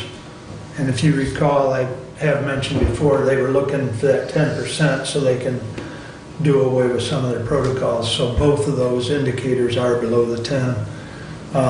He continues with visiting, continues at the facility, and they are still requiring masks throughout the visit. Rapid COVID-19 testing is available free of charge prior to any visit. We are filling spaces for the next CNA class now, and if interested, please contact the facility Human Resources Department. So that's our update from MCF. Other than I will say that Annette was at the last meeting and taking it all in. As you remember, we appointed Annette Scoville at the last meeting to fill the vacancy on that board. So I think she'll be a good addition, being a former nurse. And so as I indicated, the Ohio, Michigan, Indiana Council of Government will be meeting March 14th at 1 p.m. in Bryan, Ohio. And that information has been posted. It's on the general county webpage. I had Nikki posted last Friday when I was meeting with her. Opioid update. Mr. Bernstein called me on the 28th. Distribution for the money in April is still a go. That'll be the first check. The second check should be in July. That was about a $26 billion settlement. Hold on a minute, and I will tell you exactly who, because I actually was asked to attend with him the Attorney General's press statement yesterday. And I thought in that release, yes. So it was a $26 billion nationwide opioid agreement with the three major pharmaceutical distributors, Cardinal, McKesson, and AmerisourceBergen, and manufacturer Johnson & Johnson. So, yeah, there was about a 35-40 minute press conference. And then Channel 10 and Channel 6 were both there, and last evening I made it home in between meetings, and they gave it about a 20-second soundbite on the news. So I thought that was amusing, seeing how they recorded the whole thing and cut it down that much. But the Attorney General yesterday went on to say that, the state there was about $800 million that came to the state of Michigan, and that was broke down in a variety of methods as far as how each state got what amount. And so $400 million of that was distributed to the municipalities that actually signed up. There was a deadline to sign. About 99% of eligible municipalities did sign up for the money. The other amount will be appropriated out through a legislative process. That was news to me yesterday. Now, there's been a lot of discussion of how that's going to be distributed out. There may be match.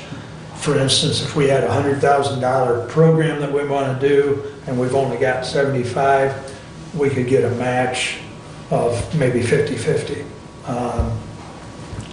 I'll keep you updated on how that proceeds, but we don't have any solid information on how that other $400 million is going to get distributed out. So the other part of these opioid lawsuits is ongoing with Walgreens, Mallinckrodt, and Purdue Pharma. There's an estimated $7 to $10 billion that'll come out of that nationwide, and then of course that'll be distributed down. Mark and I talked some yesterday.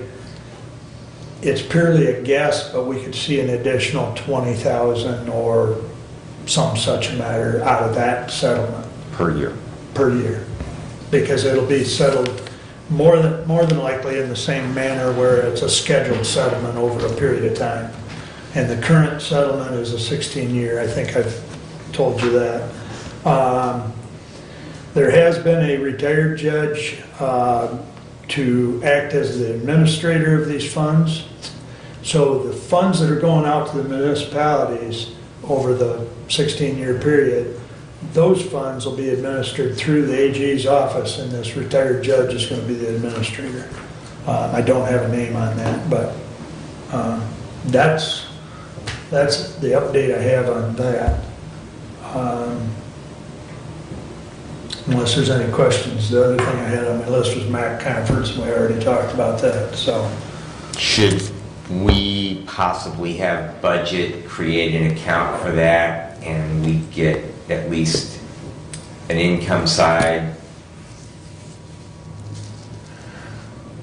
I think that's a question maybe that Kathy could pose to Derek. Do we need to set up an account now or when we receive that check in April? I don't know the answer to that, so that's a Derek question. Since we know the money's coming, it would be. I think it'd probably be prudent, but there again, I think that's a Derek question. Right. Does he want to set it up ahead of time? But it is definite, we will get the first check in April. The next part of that is that we'd probably, whether it be budget or whether it be a combination of budget and personnel or whatever, we need to, meet with the judges, meet with the sheriff, meet with youth home. There's only, that list that I sent out to you, there's only, it's got to be used for something Right. opioid related. So we've got to determine So where, we Yeah. do have, through our prevention work substance use disorder coalition, we do have representatives from the courts, yep, the treatment side of the house. So that might be at least a good place to get some ideas of how we might utilize those funds. if you want to pose that question. Okay. We will have that meeting on Thursday, so, Okay, yeah.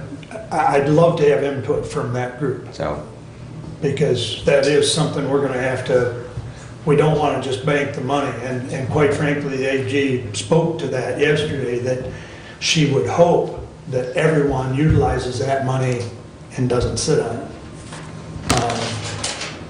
Because what's the point of sitting on it? The only thing I could see, quite frankly, is if we, knowing that we're gonna get 2 checks this year, do we sit on April's money until we've got July's money and then we've got the combined total to work with? That would be, and this is the only year that we're gonna see 2 payments from this particular settlement. So that'd be the only thought that I would have as far as sitting on April's money, if we wanted to combine them. But we do need to get moving forward, so if you'll pose that question, it'd be most appreciated. certainly. Okay. Any other questions or comments? So I know Brad and I need to meet with the drain commissioner here immediately following.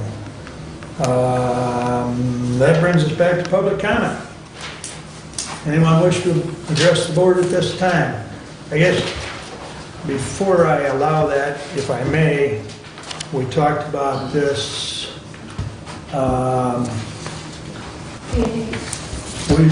Thank you, Jody. I should have done this at the start of the meeting. We talked about this at the last meeting. It is printed on the agenda that is in the back. Our board rules state a member of the public may address the board after receiving recognition from the chairperson, and giving his or her name. Public comment shall be limited to a period set aside at each meeting for such purpose, and each speaker shall have the floor for no longer than 5 minutes unless the board grants an extension. Board of Commissioner Rules of Procedures and Bylaws 5.13-3. I have to apologize, it's not on those agendas out there because I forgot to do a two-sided copy. Oh, okay. Oops. So, I apologize. apologize, but it will be there in the future. Yes. The other part of that is that our rules, we do not engage during public comment. So with that said, anyone wish to address? Carla? Good morning. Good morning. Or good afternoon. Nice to see you here, and Brad, I appreciate your standing up to policy and procedure, because I'm looking at a form, it's a fact sheet, Michigan Municipality League, Ethics, Misconduct in Office of Public Officers. Maleficent, I'm not sure exactly how to say that word. Malfeasance. Thank you. The offense of misconduct in the office includes malfeasance, which is the doing of a wrongful act. And so I'm looking at the Sheriff's Department issue. We've had prior lawsuits involved with the Sheriff's Department, forging of signatures, bypassing laws in which they enforce themselves. So I wanted you to take a look at that. I also wanted to bring this back to the van ambulance. It was an accident where I requested the removal of Rebecca Burns without a raise because she deliberately misled the commissioners into what happened at the accident with the ambulance van for a total of $600 that was not, in my understanding, reported to the insurance company. When we asked her where it happened at, or somebody asked her, it was at the car wash, but the car wash has no incident report. I would consider that misconduct in itself. And back to the Lifeways issue. So we're spending a lot of money. You have a $100 million budget, $1 million coming from Hillsdale, and we have 3 people on the board which don't need to be there, one of which is Ruth Brown. I'd like to bring a case to you where she had 10 counts against her business, which was Sea Travel Service. Ruth Brown owns Sun, Sand, and Sea Travel Service, case number 19-145. We have tortious interference with business expectancy, unjust enrichment, action for accounting explanatory damages, innocent misrepresentation, fraudulent misrepresentation, breach of fiduciary obligations, common law conversion, breach of contract. There was 2 of those. Statutory conversion. All of those were a $25,000 count with interest. She ended up paying $100,000. I don't want her on Lifeways. And Bruce Caswell, I spoke to him already. He's the new superintendent of Pittsburgh. He wants to bring in mental health screenings to children. That's the parent's discretion. When you can't tell me what a medication does, how it affects my child, or if my child's going through puberty or hormonal changes, when you fire the acting health teacher and bring Lifeways in, this is asking for lawsuits. I'm just telling you. You have children out here that don't know what gender they are, and you're going to tell them through mental health screening that we can help you with medication or help you get the surgery. This isn't going to go well. I do like Bruce Caswell. I appreciate his service to the community, but mental health screenings have no business being in children's school. That's my opinion. But for this specifically, to put a commissioner out here who's looking at a lawsuit where she's already been charged with fraud is unacceptable. And I have to then bring you back to the ethics and misconduct in the office. You're all commissioners. If you can't do your job, step down and let someone else do it who has the best interest in all of this. I understand that you have a lot of time involved in this, but I guarantee you're not going over every budget. You're not doing the footwork, so maybe you should hire people to help you go through the footwork and see what the community actually wants, what they deserve, and what they need, because nothing can stop what's coming. Thank you. Thank you. Anyone else wish to address?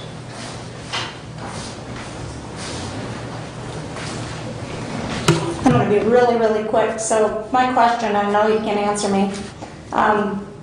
The partial in Pittsford, I just asked that you put that on your website. Someone said you'd put it on your website. I hope that's the Board of Commissioners. I'm just kind of curious how much property it is and what the circumstances of it is. So I don't want like the sealed bid as their description, but it was kind of quick and kind of, I don't understand what you said, but when you said website, if you could just clarify that somehow so people know where to go look for that at. Thank you. Thank you, Kelly. Anyone else? Good afternoon. Good afternoon. First of all, I'd like to thank everybody for giving me this short time to speak. Name, please. It's always very appreciative. We're at a time where we're watching in other parts of the world where they don't get the opportunity to speak that we might, and we should be very thankful that we have that freedom. As a member of Airbnb, we've taken as a group to do something about it. Number one, we're actively renting rooms, paying for the rooms out of our own pockets, with the understanding that we're never going to go to these rooms, but if it's order to get money into the hands of the people who are fighting for their freedoms, you know, with death on their doorsteps, then we think it's more than justified. There's 2 things in my company well, there's a second thing. The first thing is, in the event, and I knock on wood really hard that I will never ever have to use this, that in the event of something happens to one of our law enforcement or people who work in emergency units, in the event that something should happen to them and they have to bring family into, you know, because people live all over the country now, that in my particular Airbnb, we will charge them nothing. We will give them the same service that we give any other paying guest, but because they put their life on the line, we feel that that's the least we can do, because we've done very, very well in Hillsdale County. It's you know, for 14 years this has become our home, and we've done very well, and this is the least we can do.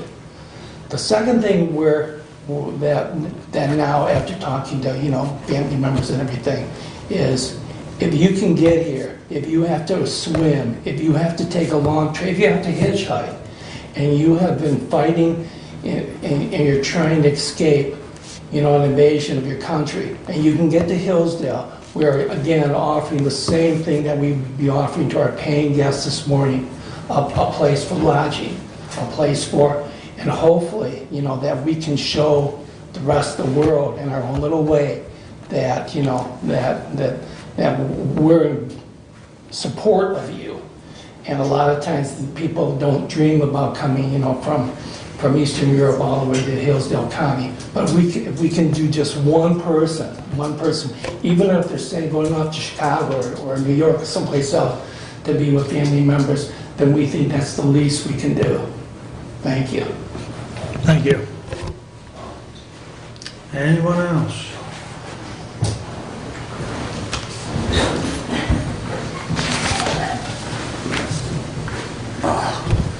About Lifeways, I'd like to try to find out, I hope you guys would be able to answer it, maybe in the next meeting or such.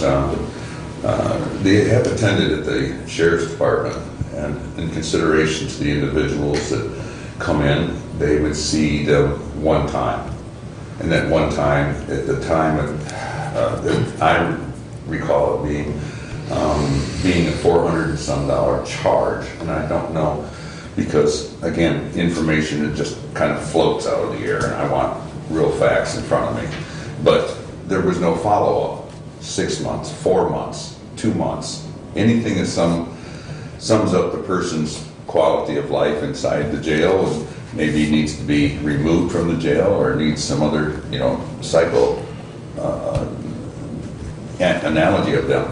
It needs to be changed a little bit. I don't see it. I would like to maybe tend into maybe the meeting as well, but seeing what the budget is and see how much is being charged. I believe the rental of the building down there is still about, what, $70,000 or something like that a year? But it's still the cost of whatever, the people, the public are having to be charged for.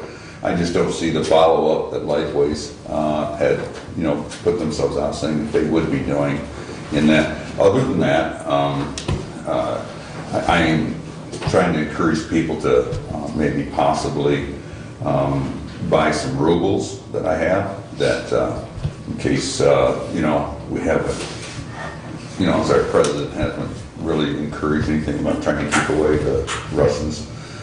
That's just a joke for today. I'm trying to throw that in here.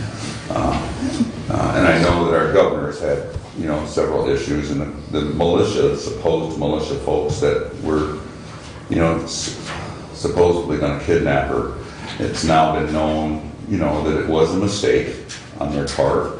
They thought that, it might have been Bruce Jenner, or Caitlin, I'm sorry. But other than that, I want to thank you just for a little enjoyment for today. I just thought maybe it's kind of drudgery. You guys have a great day. Thanks. Thanks, Bob. Anyone else? Additional business, Kathy? Nothing, I had something, but I can't remember it. I should have written it down. I just want to thank everyone for the insightful, we had a good meeting today, guys, so thank you everyone for your input. Brad? Or Brent? Couple of things.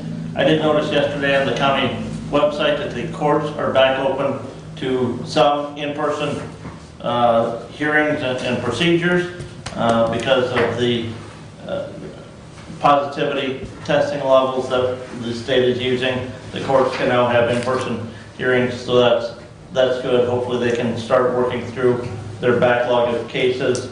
I mentioned the state budget appropriations bill earlier. If somebody wants to look that up, that is Public Act 87 of 2021.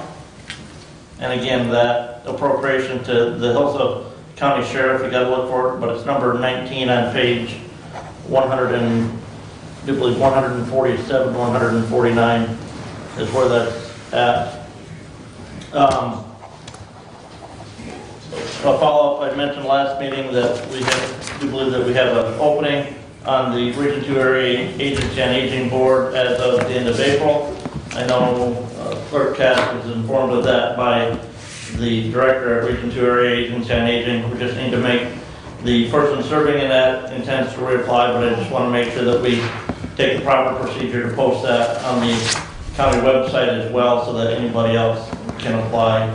And then do one final thing. Yes, that was the county website where we'll be posting that request for bid on a parcel of ground that's 30 feet by 70 feet. So, You caught my attention, thank you. It's about the size of a shoebox. yeah, 30 feet by 70 feet with a 10 foot by 20 feet dog leg on the one end. So where are we at with supervisor positions? I know, Commissioner Benzing, you mentioned 2 in your area, and I do believe, Commissioner Wiley, you had 1 in your area step down over in Reading Township.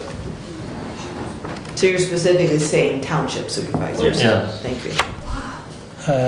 Their meeting is next Monday, so I'll have an answer for you on that. Okay. Amboy will meet tomorrow night, and I believe that is the window that they have to make an appointment at this meeting. Woodbridge, that they had 1 applicant that they read a letter of interest at their last meeting. I believe it is their intent, because they have their budget meeting this month, and they are going to make that appointment at their budget meeting. So hopefully by the end of this month that both those positions will be filled. Also, there is the treasurer's position in Ransom Township. That is not vacated yet. The resignation of the treasurer was effective the end of March to allow for the completion of the tax collection period and settlement. So that position will be vacant. I believe that one of their trustees has applied to the board to be appointed to that treasurer's position, which will then leave a trustee's vacancy if they do follow through and make that appointment. And they will meet on, it's weird month, and so the second Monday is actually next week. Yeah. So. John, can't think of his last name now, used to be the principal at Reading High School. Burrell. John Burrell. Yeah. Yes, yes. He has been acting as the interim in the absence of Andy. I don't know if that's legal. Um, The statute says the clerk in the absence of the supervisor. Yeah. So there is no interim. The statute says a supervisor may appoint a deputy supervisor. However, the deputy supervisor does not act in the absence of the supervisor, and in the resignation, that appointment would end regardless. So it's one of those things you got to be careful about. But I don't know that that's I don't know legal. if he's actually interim or. Yeah, I don't know that that's. I will. That's legal. I will have an answer next Monday, and I'll shoot it out to everybody. But yeah, I know they've had a little bit of a issue. I'll leave it at that. Doug, what do you have? Can you circle back to me for just a moment?